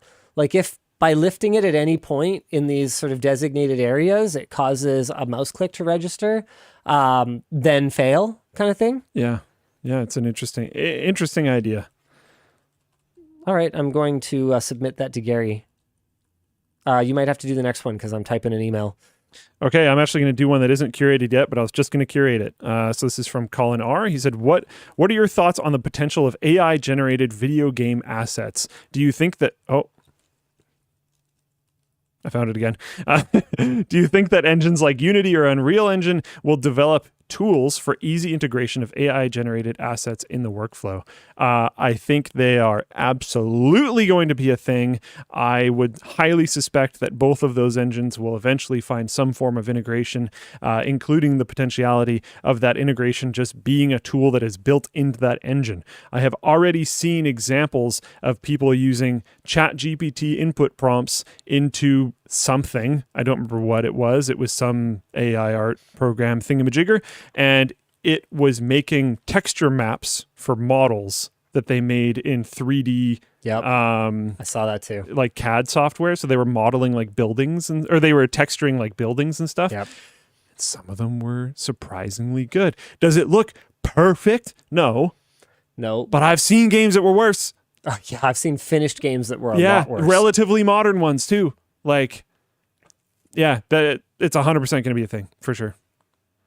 Stable diffusion, was that it? Yeah, I think a bunch of people saw this. It was relatively trendy. So, yeah, absolutely wild. All right, you guys have got some more time to send in some merch messages. The producer's back. Sup, Dan? Hello. How are the Look at him. Yeah. Dan, you seen better days, my friend. I live for this stuff. Don't you worry. Yeah. Hell yeah. Oh, yeah. Oh, man. Let's Good go. stuff, good This has stuff. been an absolute poo show today. To be fair, this is good stuff. I Yeah, like we this. appreciate you guys sticking with us through the technical difficulties. For Yeah. once, it wasn't our fault at And all. I think the response to it was pretty good. You know what? If it hadn't Wasn't been flawless. if it hadn't been for a thing that I can't really disclose that is Yeah. special about the WAN show setup, I don't think our stream would have even stopped. Wouldn't even have coughed. No, it was just that. That was the only problem. And we will have that addressed for next time. It was just one of those things we didn't think about that the WAN show will need to continue through a power outage. Like, Yeah. we are set up so that in the event of a long-term power outage, we can at least we can have one editor finish today's video. That's kind of that's the bar, right? And everyone else can shut down their work or shut down their computers and save their work safely. But now that we know that we could do this, I'm thinking daisy chain jackeries. I'm thinking backup batteries on all the key pieces of infrastructure. Let's go. Power off WAN show. Yeah, we can do about 3.5 hours. Yeah. Which is, I mean, a don't lot wanna of go WAN longer shows. than A 3.5. lot of WAN shows get pretty close to that Yeah, these days, but not longer. But they don't go past that. Yeah. Yeah. Oh, I'm excited. This is great. All right. What else do we got today? Apple to allow third-party app stores and sideloading in Europe due to Digital Markets Act. We talked about this a little bit last week, but it hadn't been fleshed out in the doc because of a miscommunication, so we're going to get into it in a little bit more detail. One really quick thing. Dan, are you on merch messages now? I'm trying my best. Got it. If you guys can help, that'd be great. Okay. Apple has signaled that it will abide the EU's Digital Markets Act and allow third-party app stores and sideloading on iDevices. This is exciting. The DMA is intended to prevent abuse of market power and allow new players to enter digital markets, basically leveling the playing field against big tech. It was signed into law in September, came into effect in November, and active enforcement will begin in May. That is a fast timeline for is a such very fast timeline. such an earth-shaking change to the way that these digital markets have worked up until now. Apple's objections to date have been numerous. It will be confusing for users. It will be a gold rush for the malware industry and a cybercriminal's best friend. This would destroy the security of the iPhone. I'll be very interested to see if Apple's marketing around the security of the iPhone changes. I'm willing to bet they don't say the iPhone is not secure. Yeah. So maybe they can overcome this after all. Interesting. And they said Android experiences 5 million attacks per month. Okay. Yeah. And? How many do they? Yeah. Incidentally, the news triggered a stock surge for dating services and apps. Oh, wow. You'll finally be able to have, like, say, for example, a pornography app on the App Store. Yeah. Like, Apple has long taken a moral high ground against certain types of content. Interesting. Well, unless it's in Safari web browser. Nobody can use Apple software and hardware to view such things. Get real, guys. While this is broadly seen as a victory for consumers, some are less sure. Sami Fathi, a writer for MacRumors, says that many questions remain on how Apple might implement this and suggests that it might, in effect, force people to sideload. Apps must be able to access services and sensors, and sideloading could offer greater control for apps than the App Store's restrictions allow. I have no idea what Sammy's point is right now. Companies like Meta and Spotify are incentivized to leave as they're in direct competition with Apple and chafe under App Store's rules. Yeah. So no, what's actually going to happen is in order for Apple to maintain any kind of revenue from the App Store, they're going to have to take a less abusive cut, and they're going to have to relax their policies. It's good. This is good for consumers. All you're doing is Sammy, all you're doing is reiterating why this is good for consumers. Okay. Bit odd. This is a problem. This is a really good point. Making sure that people are running the latest app revision this way is going to be a major issue for developers versus just having the App Store manage this. That's going to be messy. And then this third point, basically it's a mess all around. I disagree. Android already allows sideloading. No, it is not a mess all around. Most users, I promise you, don't sideload anything. And it'll probably be the same way. But if Apple has major cash cow apps come to them, one after another, after another, after another, this is finally a way for partners to put pressure on Apple to actually be partners rather than servants of Apple. Rather than just being grateful that Apple gives them the privilege of being part of their fiefdom or whatever. Limited sideloading is already a thing on iOS, so yeah, things might not change that much. But right now, it's very restrictive. Users have to import a certificate to do so. It has to be refreshed weekly to function if you aren't a developer. There's an app limit of 3. AltStore, I've never even heard of this, is apparently a third-party app store that automatically refreshes the certificates. Now, this discussion question, who's right here and why, I think I've made my position pretty clear. This is a win for consumer choice. And again, this is one of those things where if you're an Apple user who wants to only use the App Store, then by all means, you should have no objection to this for everyone else because you can keep just using the App Store. Go for it. I don't want to. And I don't like Apple's monopolistic behavior.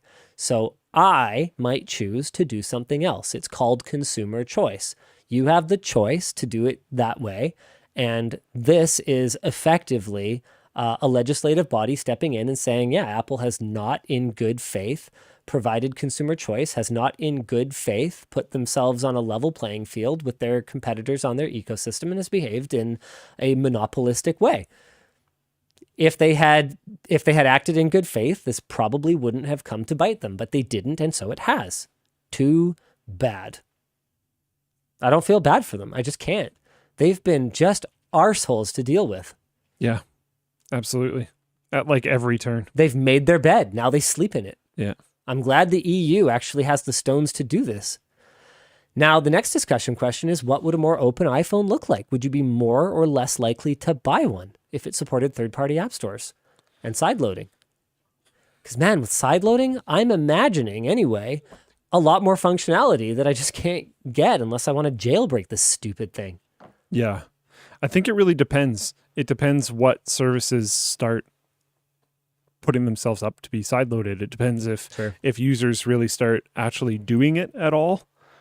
Because if users don't do it, then companies aren't going to bother running that setup anyways. Like, there's a lot of variables there. I think it's one of those things where like first generation of it might not necessarily matter too much, but it'll be interesting to see how it evolves over time. I have another discussion question. Would Flowplane just immediately go the sideloading route, or would we try and stay on the App Store? Because I know which way I lean right now, but let's have executive dialogue here. Let's talk about synergies. One problem with sideloading, and one of the reasons why we've avoided sending out packages like that in the past is updates. Yeah, absolutely. We don't have an in-app updater. That is something that is possible, but that is a tool that we would have to make. Which costs money. Yeah. So I don't know. It really depends. I could definitely see someone making like some open source like package updater for iPhones or something. Yeah, or an alternate app store. Or that. Might have their own updater. Yep. Yeah, something like so if I mean there's a lot of potential there. There's definitely a lot more we could do with the app if we could just let it get sideloaded. There's a lot of things that we've been stopped from doing. Like we'll get complaints. People will email customer support and they're like, "Hey, this isn't very intuitive." It's like, you are 100% correct. I completely agree with you, and I apologize that there's nothing we can do about it. Yeah. Because like we can't. They're like, it would be really great if when I go to try to do this thing, it could tell me that like I have to do it on the website. And it's like, yep, that would be awesome. But we can't. We can't send you to our website. Sorry. It is what it is. Ridiculous. Yeah, it's just, and they've gotten a little bit better with it over time, but like it's still far from what I would consider acceptable. Yeah. I think merge messages are much more under control. There's 3 potentials, no incoming, and then we have 15 curated. So we have a lot to go through, but the wave has subsided. Let me jump through a couple of these really quickly. Epic Games is going to be paying $500 million for COPPA violations and the use of dark patterns. Are you familiar with dark patterns? Yeah. I would think that you would be. Good. Then why don't you explain them? Because you probably know more about them than I do. So a dark pattern, and I apologize if I explain this poorly, but a dark pattern is like trying to mislead or trick users in certain ways. Manipulate your website or your service so that manipulate the appearance of things, manipulate the user experience of things, like where you position different buttons, manipulate things to try to funnel people in a certain direction, which is probably not something that they would want to do. Yeah. So like if you kind of obscure your sign up to a newsletter thing, and it's a checkbox and it's automatically checked, but it's like really small and it's somewhere that you wouldn't expect. That'd be a dark pattern. That would be a dark pattern. Or if you have like a buy now button, okay, for a product someone might want, and then in very small text it says you authorize us to send you one of these every month. Yeah. And you didn't realize that you were recurring signing up for a subscription service. That would be a dark pattern. So it's using subtlety to get users to do inputs that are not what they actually want. So $245 million of the settlement is in refunds for dark patterns and billing practices that essentially made it too easy to make purchases in-game, often accidentally, according to the FTC. It is claimed that Epic would intentionally switch button positions to create situations where charges were made with a single button press. Charges would also be made when the game would be woken from sleep mode through these dark patterns of deceitful UI. Until 2018, Epic would allow charges to be made without cardholder action or approval, so by default, simple button presses would lead to charges. The rest of it is for violating the Children's Online Privacy Protection Act, COPPA, by not including adequate parental controls, collecting children's personal information without parental consent, and using overly relaxed privacy settings that included text and voice chat being active by default, which I think we can all agree is not good when kids are gaming online. I don't want to hear their annoying voices. Sorry, what were we talking about? Other examples, by the way, can include things like some of these were brought up in Floatplane chat. If you're trying to like unsubscribe from something, the like cancel button being really big and obvious, and the unsubscribe button being like a hyperlink that you can barely even tell is a button. One that you see fairly often with subscriptions. Man, so a little while ago, my grandfather passed away. And we were going through and canceling some of his online subscriptions and accounts and things. And he had Amazon Prime. Canceling Amazon Prime is hard. Why is it so hard? Because Daddy Bezos needs more yachts. And I legitimately think, I had told myself I wanted to rage on the WAN show about this, and I think I forgot about it. But I think it's genuinely like oppressive to old people. Yeah. Because it's really confusing. And they like move around where you need to press the cancel button, and they frame it in a bunch of really weird ways. And like the website feels like it degrades. Like it feels like you go back to like 1990s internet, because you get these like weird ancient UIs as you're going through, and like it's very weird. You feel like you're doing something wrong. It's so not okay in my opinion. I don't know. It like actually bothered me a lot. I already don't exactly have the most positive relationship with Amazon, so I do have to consider that. But it was actually like really terrible. Yeah, Luke was probably in more of a hurry to cancel a Prime subscription than most people would be. Yeah, that's probably fair enough. But like another thing, and this this is not a drag on him. He had multiple Amazon accounts that we ended up figuring out. Really easy to accidentally do that. Had multiple Prime subscriptions. It should be way harder to do that. Yep. Like I don't know. Someone in Floatplane chat just said, I'm a sysadmin and it took me 20 minutes to cancel Prime. It should be one click. That should not be okay. Like that's actually crazy. I don't know. It's, in my opinion, that's an extremely egregious version of like a dark pattern. Yeah, it's trying to push people to not do the thing that you don't want them to do. So, yeah. I just wanted to read this comment from Jedi2 tagging Dan. You guys handled the outage well. Very impressed the show wasn't canceled tonight. Luke and I have a streak. Okay? Yeah, it's not allowed to happen. It never entered my mind that the show was not going to go on tonight. I will not be responsible for Yeah, breaking the streak. No one here is going to be the one to break the streak. I was told that I have too much vacation time recently, so I had to book some vacation time. And when I was trying to figure out when I could book it, I was describing like, okay, I could do these things, whatever. I was like, I can't take Fridays off. It's not an option. I was like, WAN show must go on. When I was traveling, I technically had those Fridays off, but I was just like, no. I'm on vacation this week. Yeah, perfect example. You know that. Yeah, it's going to happen. WAN show must go on. I'm on vacation right now. What's up? Speaking of things that might have brought people back from vacation, this isn't really properly in the doc, but the write-up by Scotty Seng on the forum is quite good, so we're going to use that. Alert for LastPass users. The breach in August was worse than expected. A lot worse. I use LastPass. I've hated it for so long, but I have assigned the task of switching our corporate password manager over to something else to multiple people for like almost 2 years now, and it hasn't been done. Actually, over a year. I think I'm going to take the mantle. Are you? That would be great. Thanks. Yeah. Can we go with, is KeyPass the one that has the local nonsense? I don't know. Well, I want that one. I haven't done research in it, like basically at all. I've been like frustrated that we haven't switched for quite a while. Password? And then this article came out and I was like, we're moving. It's like, I'm going to find a way. I'm going to get it done. We're moving. We have to move. But anyways, yeah.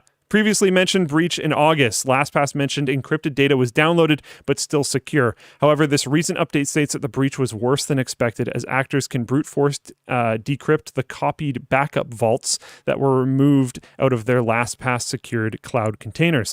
LastPass is advising users to reset and update all passwords, especially the master password. This is not exactly... The worst part is that there's information that is stored in plain text. Yeah, so this is... Usernames and passwords, not so much. But as far as I can tell, the main account information, so the name, email address, is accessible to the hackers. And the URLs... Yes, the URLs. ...were stored in plain text. Yep. So what that does is it makes the process of going through and trying to brute force the username and password much easier if you know what service it's for. So that's one thing. And number two is the entire web history of a user is pretty valuable, even without the usernames and passwords. And you would have it. Because they're tied. It's not the entire web history. Well... It's everywhere that you have an account. It's very similar, but not the same. I'm just saying. Sure. I'm just saying. But yeah, it's. I mean, this is horrible. Yeah. I'm just gonna get out in front of it. I look at some bad stuff on the internet. Sure. If mine leaks, whatever. There's stuff in there. And like one of the things too is like people can say like these master passwords are going to be basically impossible to brute force. It's a non-zero possibility. And like compute, it's going like this. Yep. And people can find ways to break certain types of encryption and all this other type of stuff. So you should update all of your passwords, and that's gonna suck, but you should do it anyways, and you should leave LastPass. That would be my suggestion. Yeah. Yep. So we need to update all of our passwords. Yep.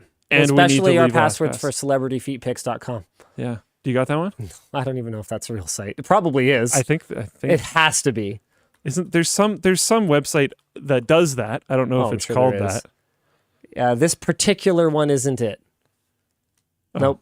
It's this at the moment. Oh, so it seems to be parked. Yeah, it's parked. Yeah. There's something like that though. Oh, I'm sure there is. Because I remember like forever ago you were on there or something.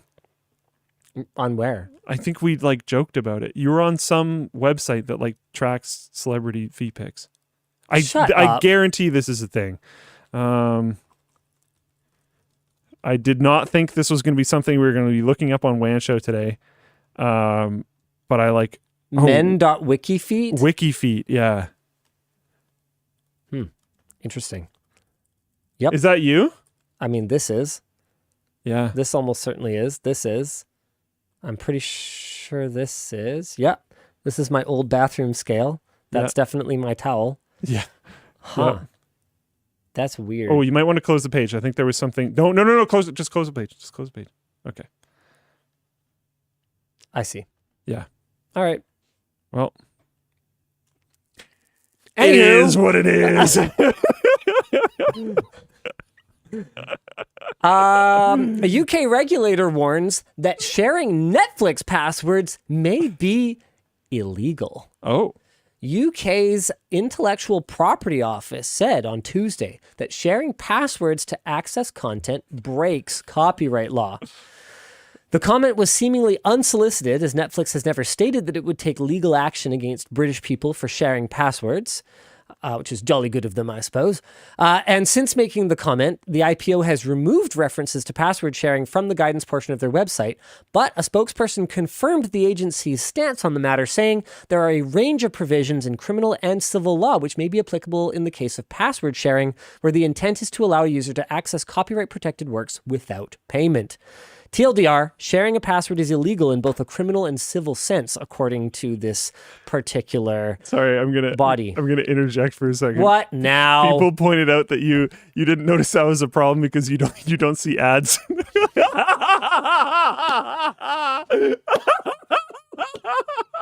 It's true, though. It just happened. We weren't kidding. It's actually a thing.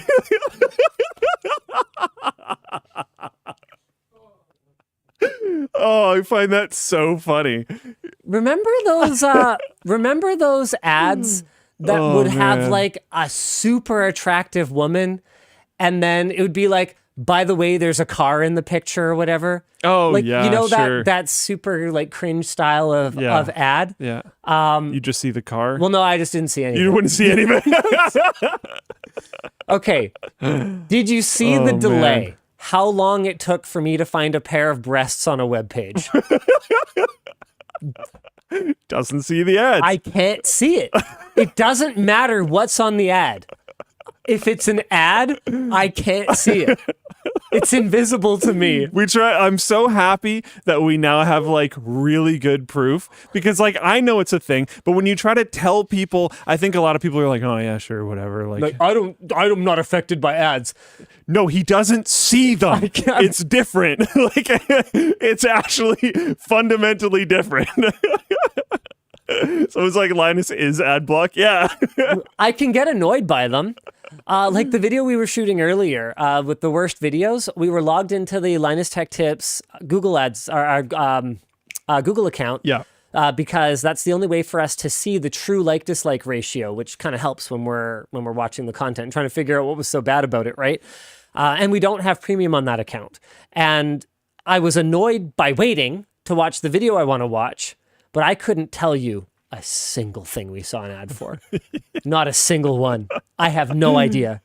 All I really remember was registering, because we've talked about this before, I have a premium account. All I remember was registering that there was like, we had to wait 8 seconds for the current one, and there was another one coming, and I was like, oh my goodness, this is crazy. But I don't remember what the ads were. That's because all I'm looking at is that timer for Yeah. when I can click skip. Yeah. That's literally the only thing interesting. Becomes like a reaction timing game. As soon as I realize I can't skip it, my attention is somewhere else. It sure as heck isn't on my computer. Yeah. Yeah. Yeah. But yeah, sorry, that was really funny. Anywho, despite no streaming service ever so much as hinting at pursuing legal action against password sharers, CPS, the Crown Prosecution Service, has not ruled out the possibility of it seeking criminal charges against people that privateer password from their friends and loved ones. That's gotta be wild. Oh, they would need to have the case referred to them. So one of the streaming services would have to pursue legal action. Interesting. I mean, I don't think this is going to happen. To put this in perspective, torrenting could carry a sentence of up to 10 years. It was raised from 2 years in 2017 on the recommendation of the IPO. However, most prison sentences for piracy have been for those running torrent sites or live streams. Here's our discussion question. Oh boy. If Floatplane were to pursue legal action against someone for sharing a password, what would you anticipate the fallout to be like? Terrible. We have never considered pursuing legal action for that. We actually have some stuff that kind of tracks it. Really? I didn't even know. Know of a couple accounts that like are almost certainly doing that.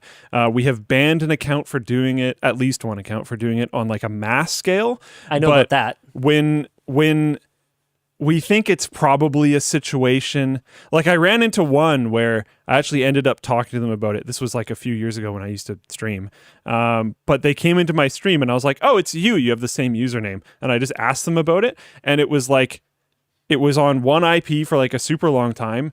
And then it was on two IPs. Two IPs. Yeah. And it's like, huh. And they were like, yeah, I mean, my brother and I shared an account when we lived together. And then I don't remember the exact details, but it was something along the lines of like, I went to university or whatever. We both still use the account. And I'm like, cool. I was half expecting it to be my parents divorced. Oh, well, no. Okay. The thing that we were seeing was it being used at the same time. Right. Okay. Sure. So like, and my parents watched the WAN show. But yeah, like I don't care about that. I'm not encouraging people to do this, but like if it's within reason, I don't think we've ever really taken care. a stance on it. Yeah. The problem is when you post like your username and login on some forum and you're like, have at it, God. Like that's when it becomes an issue if you're sharing it. Or if you're using your account to download the material and then redistributing it, then obviously. Yeah, there's issues there. But you. as long as you're not like really abusing it, like we don't really care. What if Floatplane was 300 times the size? I mean, I'm sure we would see it the same way as we do now, to be completely honest. We would be not happy with people that were mass sharing it. But in the way that I think a lot of Netflix accounts were shared back in the day, I think it would kind of be fine. I don't know. Yeah. We should do some merch messages. Yeah. Because those definitely help us survive. Yeah. All right, hit us, Dan. Okay, I've got one here from You're up. Maxim. Hey, Linus and Luke, and behind the scenes people liking the spooky WAN show. Yeah, should we go spooky for the rest of merch messages? Okay, I'm sure. down. Let's do it. I'll do it. No, You got it. You got your thing. You got your thing. Okay. Wanted to ask Linus when the Secret Shopper Part 3 is coming. Been waiting for a while. So I wanted to interject on this one, and I actually wanted to answer this one, although he's probably going to say the same thing. The whole point is that we can't tell you. Because and I wanted to make sure I said that before he potentially says something else. Okay, yeah. Because the companies can't know it's coming. Yep. So. Has to be boom out of nowhere. Yep. You never expect the Spanish Inquisition. Yeah. So, sorry, but no. Yeah. There will be another one. It might be happening now. It might be happening in a couple of years. It might have happened already. Who knows? We might have filmed it all already. Can't tell you anything. I'm sorry. Yeah. You mole? Who do you work for? Is it iBuyPower? Is it Maingear? Is it Dell? Tell me. No, it's not Dell. Dell doesn't care. All right, I got another one here from Tom. Hi, guys. Do you think overclocking is slowly fading away now that CPUs and GPUs are already pushing the limits? Yes. Yes. Easy. Quick. Got another one here from Jake. Hi, Linus. You seem to enjoy making some videos a lot more than others, like the recent ChatGPT PC build. Do you ever wish you could do more passion project videos? And do you would you need a smaller channel/team to be able to do so? Merry Christmas all. I mean, you're already seeing that process playing out, right? Like that's where the smaller channels like Short Circuit are coming from. Short Circuit's a way for us to cover products that just wouldn't get enough eyeballs on them to justify uploading to LTT because it would just harm the channel. And you're going to see a lot more of it. I think you can expect to see more niche channels as the lab team builds out their testing capabilities and we have all this data and we need to publish it somehow, right? Yeah. In text is great, but it doesn't make any money. So obviously we're going to continue to do what we do best, which is create video content. So yeah, you're going to see that a lot going forward. Now, with all of that said, I think you might be getting I think sometimes people can get the wrong vibe. Just because I take on, for example, a more serious tone in a video doesn't mean I'm having less fun in the creation process, or that I don't think it's more important, or that I don't think it's as important. Sometimes I think it's more important. But you also can't have the same amount of fun in everything you do. So like if we were to go through the last few videos, yeah, this doing everything the chatbot says was a blast because I'm super, super into this technology. And a lot of the time, when we come up with a video concept, the whole reason that we're doing it is because it's something I want to talk about. And then we just need kind of a vehicle for that. So building a computer was just an excuse to talk about ChatGPT in a mainline video. This one I had a blast with. I mean, Jeff and I have never really gotten a chance to hang out outside of, a few small encounters at work events and stuff like that. And so I always enjoy Intel Extreme Tech Upgrade. And I think that comes through in the videos. People love Intel Extreme Tech Upgrade. This one was really stressful. It was a really fun idea, like doing tech support, but some of the tools we ran into some challenges, or rather the lines got flooded. And handling a flooded support line is like never fun. So I think that did take a bit of the fun out of it.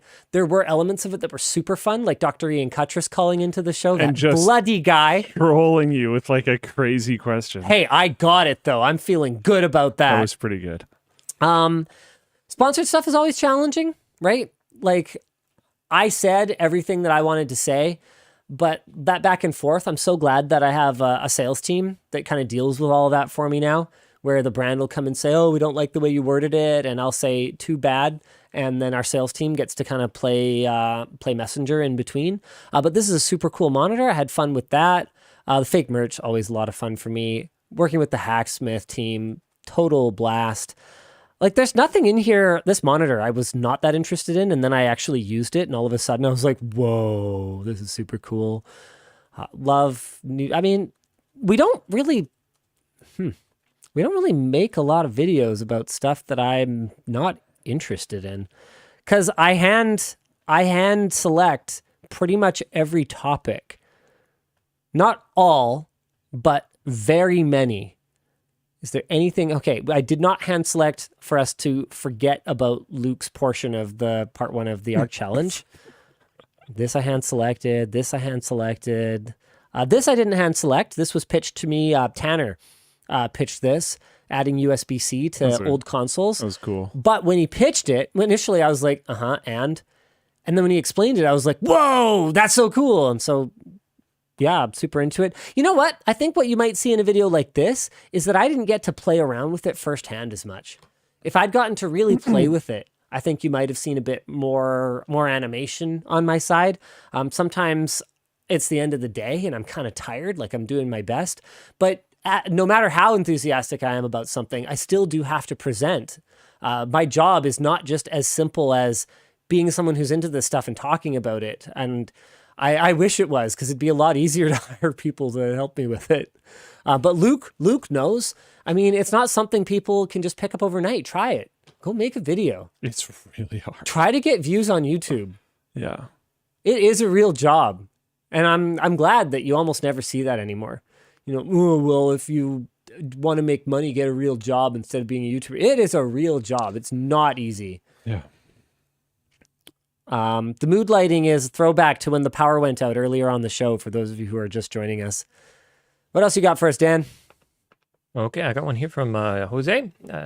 It's in, we got some Mexican. Saludos desde Mexico. I'm awful at this. Hope you have a great holidays. I would like to know how the dual audio project is going. Love your videos, but some friends don't speak English, so the dub would help a lot to show this amazing channel. Still in progress. I haven't gotten an update from Ed on it in the last little while, but we've been just kind of trying to push through the product releases and Q4 is a thing. Limited people availability due to weather, due to the time of year. That's been a back burner project compared to LTT videos must be shot, because that's ultimately what pays the bills. So I wish I had an update for you, but I'm afraid that I don't for the moment. Okay, got another one here from Kevin. Can you test whether lifting a laptop by its palm rest? Because you answered this earlier, didn't you? Yes. Yep. I probably didn't deal with it properly. Cool sorry. idea. Yes, we'll work on it. Anonymous. Hey guys, I'm waiting to get into IT soon, and with the technical difficulties experienced tonight, I was wondering how help desk issues are solved at LMG. Oh, wait, we did this one too. Dang it, Okay, Luke. it's me. Sorry. Did you do this one? Colin, shout out from Korea. In VR benchmarks, there are different experiences based on hardware setups, and even minor hardware changes have significant implications. Given VR requires a human interaction, how would you try to objectively make a comparable VR benchmark? It's really challenging because the level of detail changes constantly and can change depending on, like you said, a human interaction with the headset or with the in-game environment. We do have an expert on staff now. I think he's actually in the chat. Jakey, you in the chat? Other more different Jake, who has a lot of experience in machine vision from mobile benchmarking, which has a lot of the same challenges. And I think it's something that we're going to be able to solve in the long term, but it's going to take some time. Okay, got another one here from Jay. Hope Luke's house gets fixed quickly. Me too. Do you think we'll ever start seeing multiple GPUs with the same power but different RAM variants? Like a 580 24 gig, 32 gig, and a 590 64 gig and a 32 gig type of thing. You already see this in particularly the commercial space. Like I think it was not very long ago that NVIDIA had different versions of their Quadros that had different size frame buffers. We used to see it in the consumer space more, and I think you'll still see it in the lower end. But it's not as common on upper tier cards because I think rather than create... Like the memory cost is not a huge amount compared to the overall bill of materials for a card over $250, $300, which is like almost all of them now. So I don't think it is worthwhile for our company to create these different SKUs unless they think there's a very compelling competitive reason. I think we've seen reactionary responses to a lower end competitor with less VRAM, for example, to keep costs under control. But very rarely do we see, not at least since the 900 series, I think, very rarely 10 series had a 3 gig and a 6 gig version of the 1060, if I recall correctly. Very rarely do we see NVIDIA go out of their way, and AMD for that matter, to have different VRAM versions of their cards lately. And yeah, my guess is just that they don't want to support more versions of the SKU. Why have one that is effectively obsolete before the other one if it doesn't actually save that much on the bill of materials? The 3080 had 10 and 12, but those were not quite exactly the same card, if I recall correctly. And again, that different version kind of came along later. It wasn't just, yeah, we've got an 8 gig and a 4 gig version of this card right out of the gate. Like I think the last one I can remember that was like that was the RX 480. I think or 470. One of them, I think, just had a 4 and an 8 gig version. Don't quote me on that, though. Okay, got another one here from Anonymous. Linus and Luke, what would it take for me to get an LTT backpack signed by as many people on both teams as possible? Go to LTX. Go to LTX. Yeah, that's why I curated that question. Yeah. That's your only chance. We literally don't even ship the products from this warehouse. So how would I sign it? Yeah. Like I'm not in that. I've been in that warehouse once. Yeah, it's like actually not a thing. But pretty much the whole team is going to be there, I'm assuming. I think a lot of LTX? people are. I think it's one of those things where you don't have to be there, but you better not miss it kind of things. Yeah. Yeah. Kind of like the Christmas party. Yeah. Got one here from Nathan. Merry Christmas, LMG crew and families. Has a standoff tool or set of standoff bits ever been considered for the screwdriver? I found myself needing some when replacing a motherboard recently. Yeah, it doesn't fit in the built-in bit holder. So once we have a separate bit holding mechanism, we will absolutely do some socketed bits. Totally makes sense. Matter of time.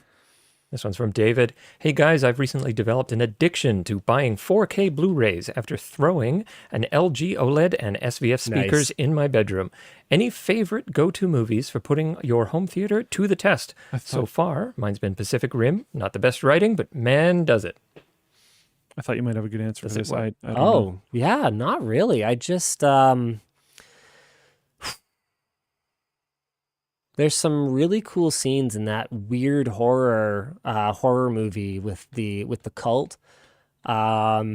Man, I can't remember what it's A called. lot of horror movies. Yeah, but with cults. they burn a barn at the end. I don't know. Anyway, I'm not sure. this it looks really great in HDR. Yeah, 1917 is definitely a good one. Chat's getting us some good ones. I refuse to ever put The Hobbit on any screen in my house. Good. So that's cool. Oh no. Yeah, Midsummer, that's the one. Blade Runner 2049, not a great one. Just the way it's mastered. We found out kind of later after, it looks really great, but the way it's mastered doesn't really let better HDR displays stretch their legs, from my understanding. So we've stopped using it. Yeah, La La Land is really beautiful. Yeah. I don't The know. Hurricane, obviously, since I own so many copies of it, it's a whole thing. I bought it on DVHS for a video recently. Wow. Yeah, okay. it's worth watching. DVHS is a hell of a drug. Okay, I got another one here. What happened to the GPU shirt design? Will it ever come back? What happened to all of our shirt designs? Right now, we only have blank shirts. I didn't know that. Yeah. So our shirt printer, our local screen printer, got evicted from I his heard about space. that. And I don't know, at risk of talking publicly about, dealings that have not been acknowledged publicly, I'm just going to say it. I don't understand the response that our screen printer gave us when we basically said, hey, we've got lab 1 sitting empty. Why don't you lease from us? And we're some way over 50% of your business anyway. So, why don't we just, we don't want a disruption. We don't have another source. We don't want a disruption in your business. You don't want a disruption in your business. Obviously, we're going to help take care of you because we don't want a disruption in your business. We know it muddies the waters a little bit, but it would be at a market rate. We're not looking to screw you over because we don't want any disruption to your business. Yeah. The way that I saw it, it would be more beneficial. We'd have been happy to sign a short-term lease just to make sure that there's no interruption to his business. And basically the response was from my point of view, from a business planning standpoint, I understand part of it. You don't want to have too many eggs in one basket. You don't want to have that one client that's most of your sales and also your landlord. I get it. But on the other hand, your options are us or not running your business right now. Yeah, you could do a 1-year lease and figure it out afterwards. And we want to help you out. Yeah. We've never done anything weird. evil to you. So what makes you think we're going to start now? So from just it seemed like a very emotional response rather than a carefully considered response. So I don't know. We're looking for alternatives. We found one that's actually run by one of the companies that we work with for overseas production. But frankly, and again, no offense if you're watching this, but the quality's been dog crap. So we haven't gone forward with it. So we need something that matches what we were using before in terms of the quality. But we either need to find a new source for that, or we need the person we've been working with to pull his or her head out of their butt and figure out how to actually print some shirts instead of just sitting and not printing shirts, which is obviously not good for their business. Yeah. The Badger Hound says, bruh, come on, this is hubris. That's a perfectly valid reason. You're just mad they said no. Well, they should be mad they said no. They are currently printing 0 shirts, not just for us, for anyone. That's not good. That's bad. And like I said, I fully understand their discomfort, which is why we were willing to offer a short-term lease. Nobody does that. Maybe in the market you're in, that's the thing. Here, you don't sign a 1-year commercial lease or anything like that. Less than 0.1%, I think, commercial vacancy. Yeah, but it's one of those things where if we're working together, we're working together. You got to communicate. You got to say, look, here are my concerns, and we can do what we can to address it. But if you're just going to kind of be irrational and just say, no, I don't like it, I don't like it, then okay, whatever. Then I guess you're not printing shirts, which is pretty bad.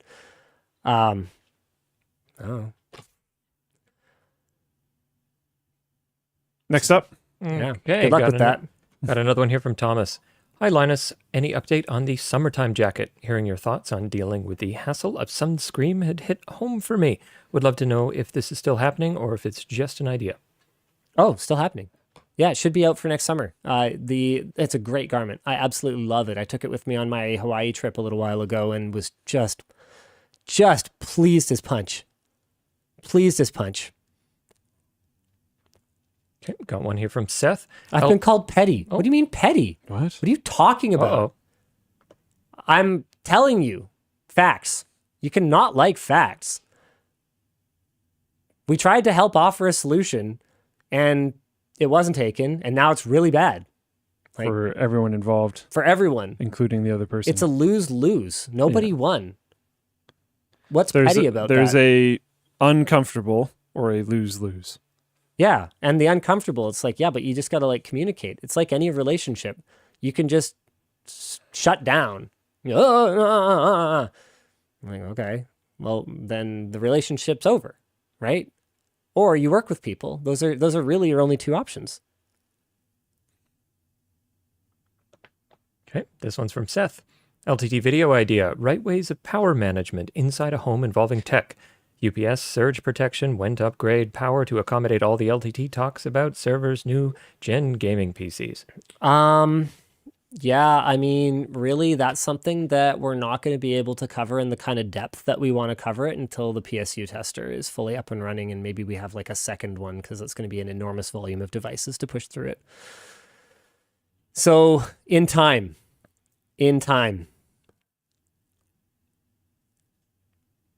Okay, got another one here from Anonymous. Hey, Linus, I'm absolutely loving the screwdriver. I often find myself fidgeting with it instead of my usual fidget toys, and was wondering if you ever thought of making a high-quality fidgets, as I find a lot of them to be lower quality. Yes. We are already planning a fidget toy using the exact same ratchet from the screwdriver. It's not going to be cheap because it's a super expensive part, but I'm not going to apologize for that because it's going to be the best darn fidget ratchet on the market. That's all we hear all the time. Sorry, not sorry.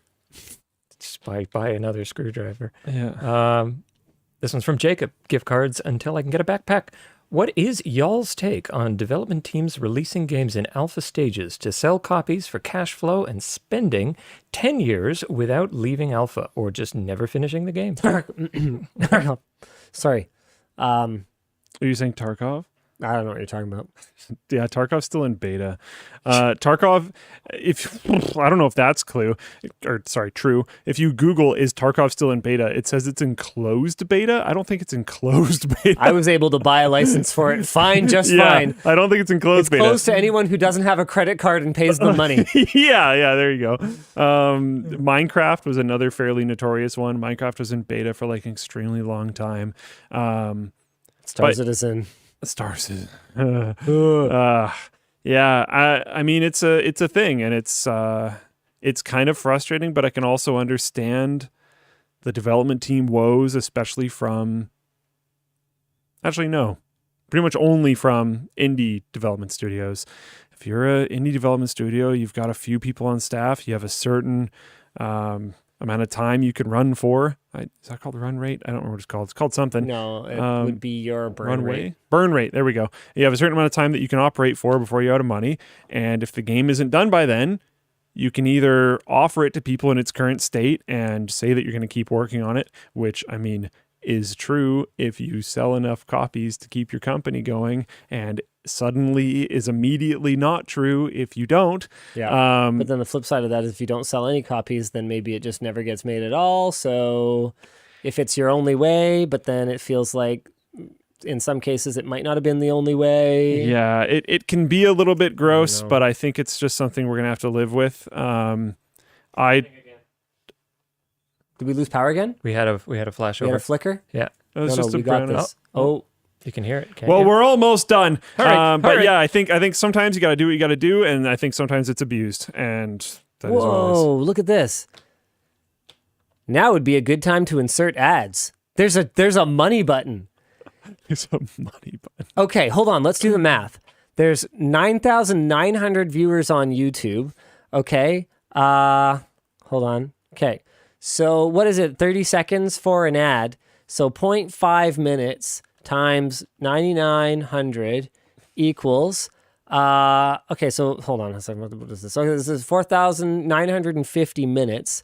Okay, divided by 60 equals 82 hours, right? Am I doing this right so far? So yeah. Okay, divided by 24.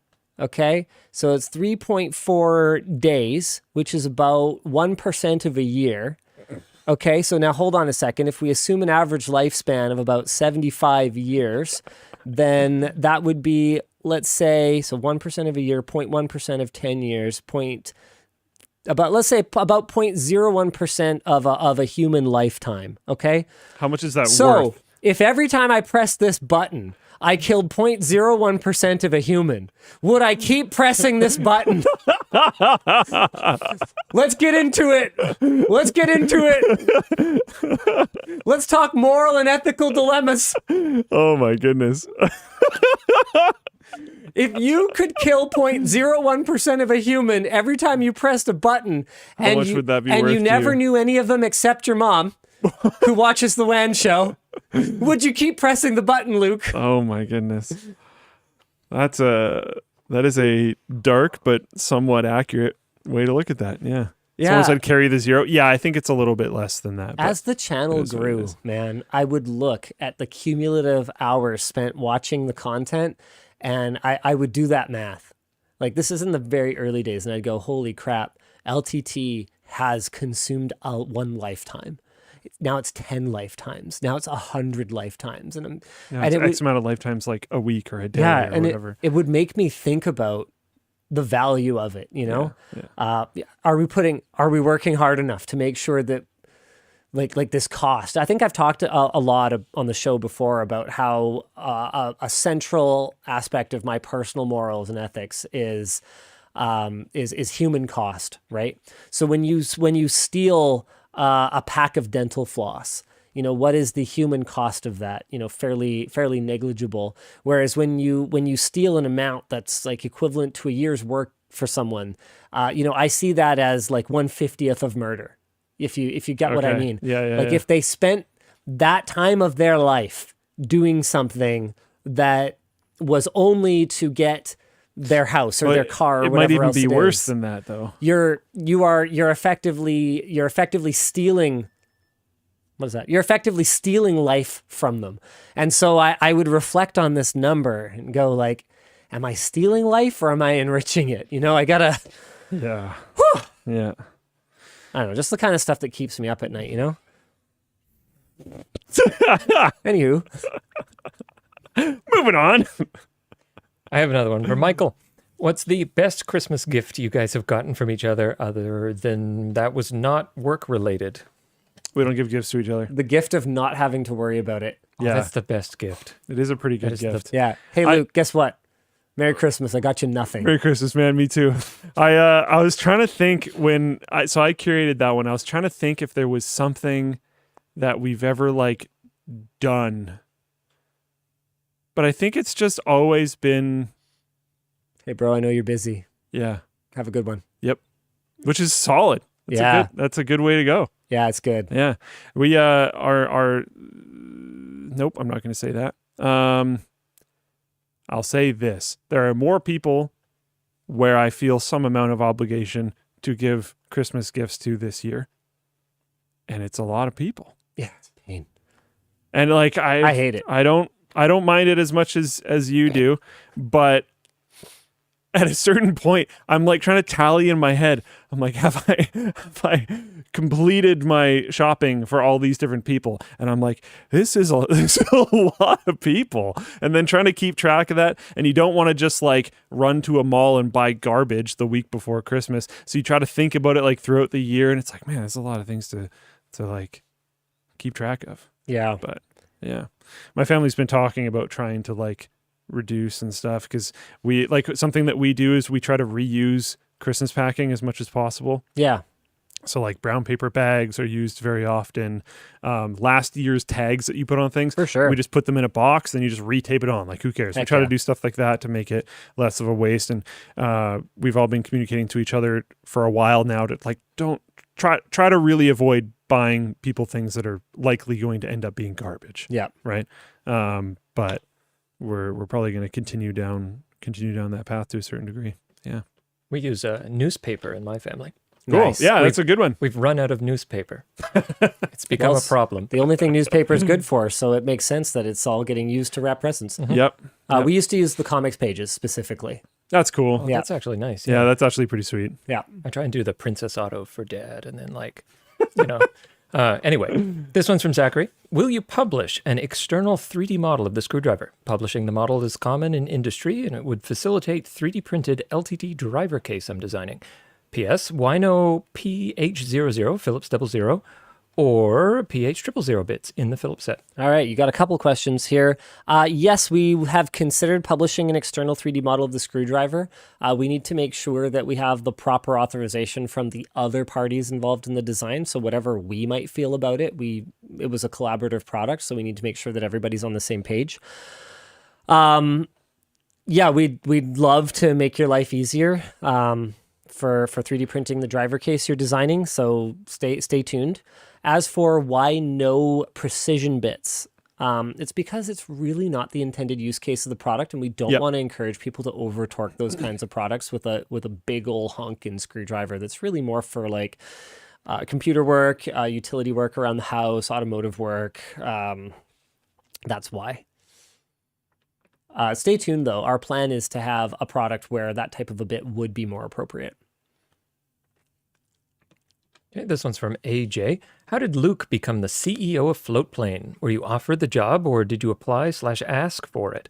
I've heard you talk about coding development before. Did you do that before you started working at LTT? I find it very thematic that this came from a person named AJ, as AJ was the first person that we hired for the project and is still luckily to me, instrumental and is still working on the project. I am Even not tonight. I am not. Yeah, he's bailing us out potentially right now, actually, because as far as I know, he can't download this second one until we're done. Oh, we should and finish soon. He's then. on East Coast time. Ooh, we should finish So we soon. actually should close this up. Shout out AJ. Thanks, AJ. Sorry.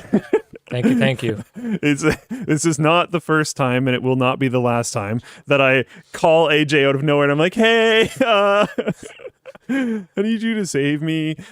He's in chat. Yeah. Hi. Sorry. Thank you. So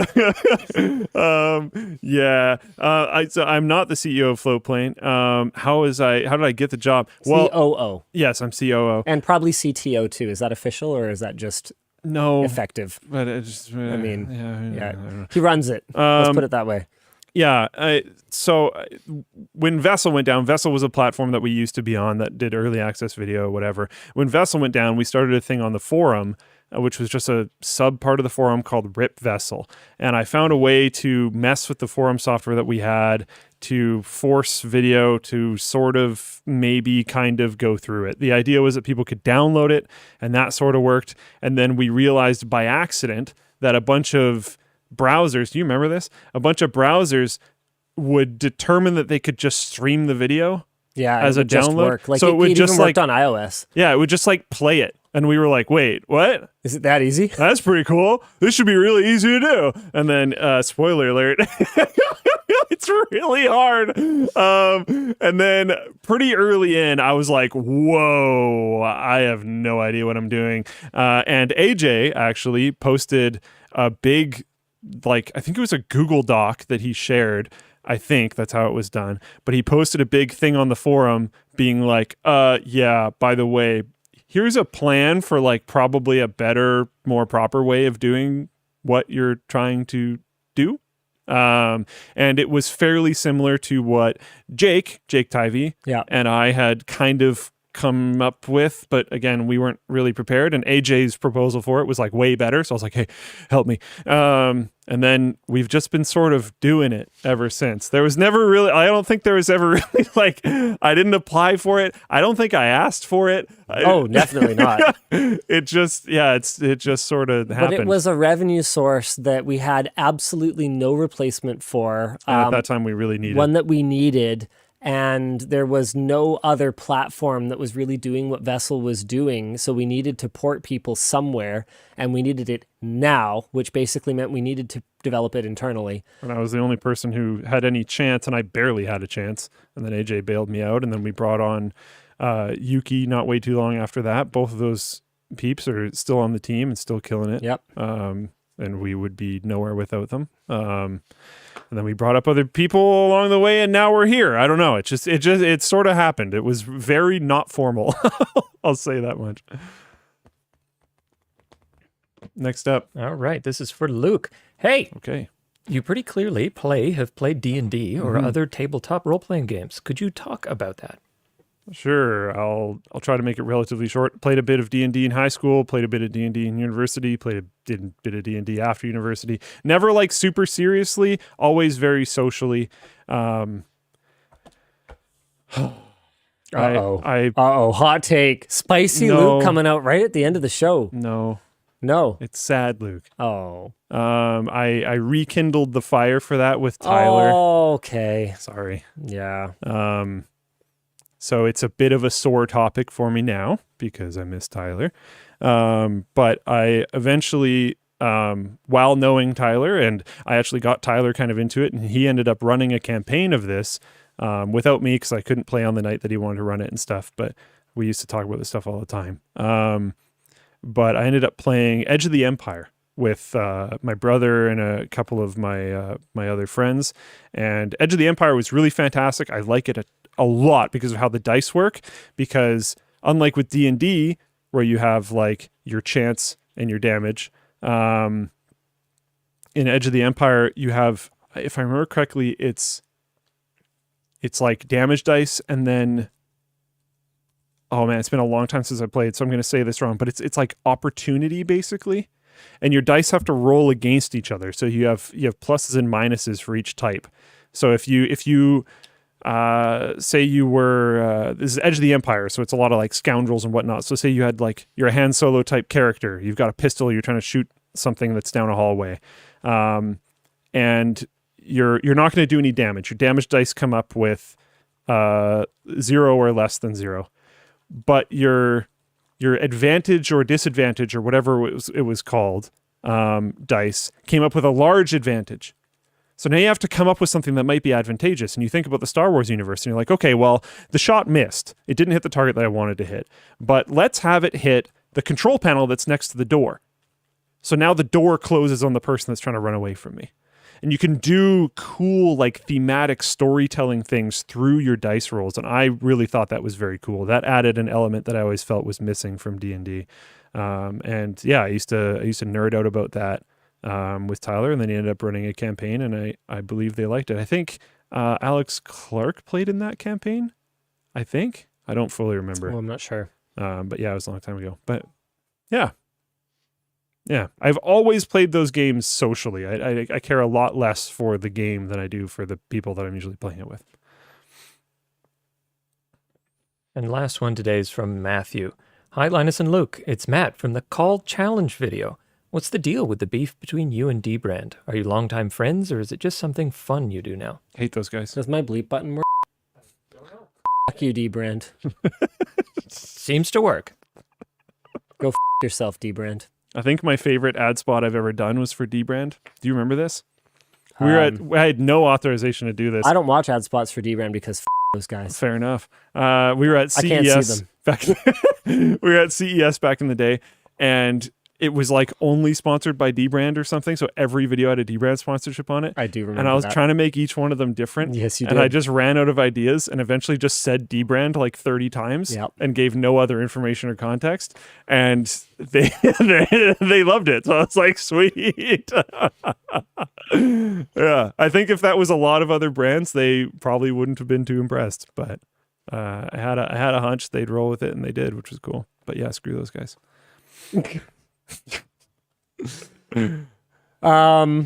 If D-Brand gets their way, I will be telling you guys about the car soon enough. They why can't I resist their money? Yes! Okay. This is why I love those guys. Oh my God. Oh my God. They want me to put the most ass possible skin What is it? on my Can you new say car. what it is? It's like Is it just like your own face a bunch of times or no, something? no. It's an actual product, That but it's would've the been kind funny. of thing that might be fine in small doses, but over an enormous vehicle might be a little much. Oh my goodness. That actually might look super cool.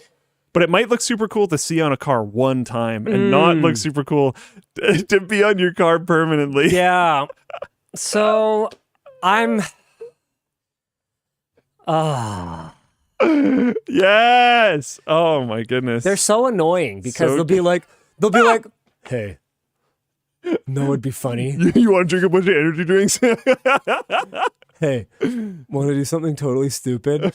And I'm like, no, not really. And they're like, huh, I'll pay more.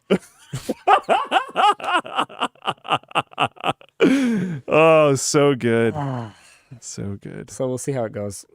It makes, in their defense, it makes stuff work because it's going to stand out. It's going to be interesting. It's going to be punchy. People are going to be interested in it. But it's all stuff you're not going to want to do. So yeah, you got to pay more. But I mean, Yeah. gets it done. All right. See you later, guys. Bye.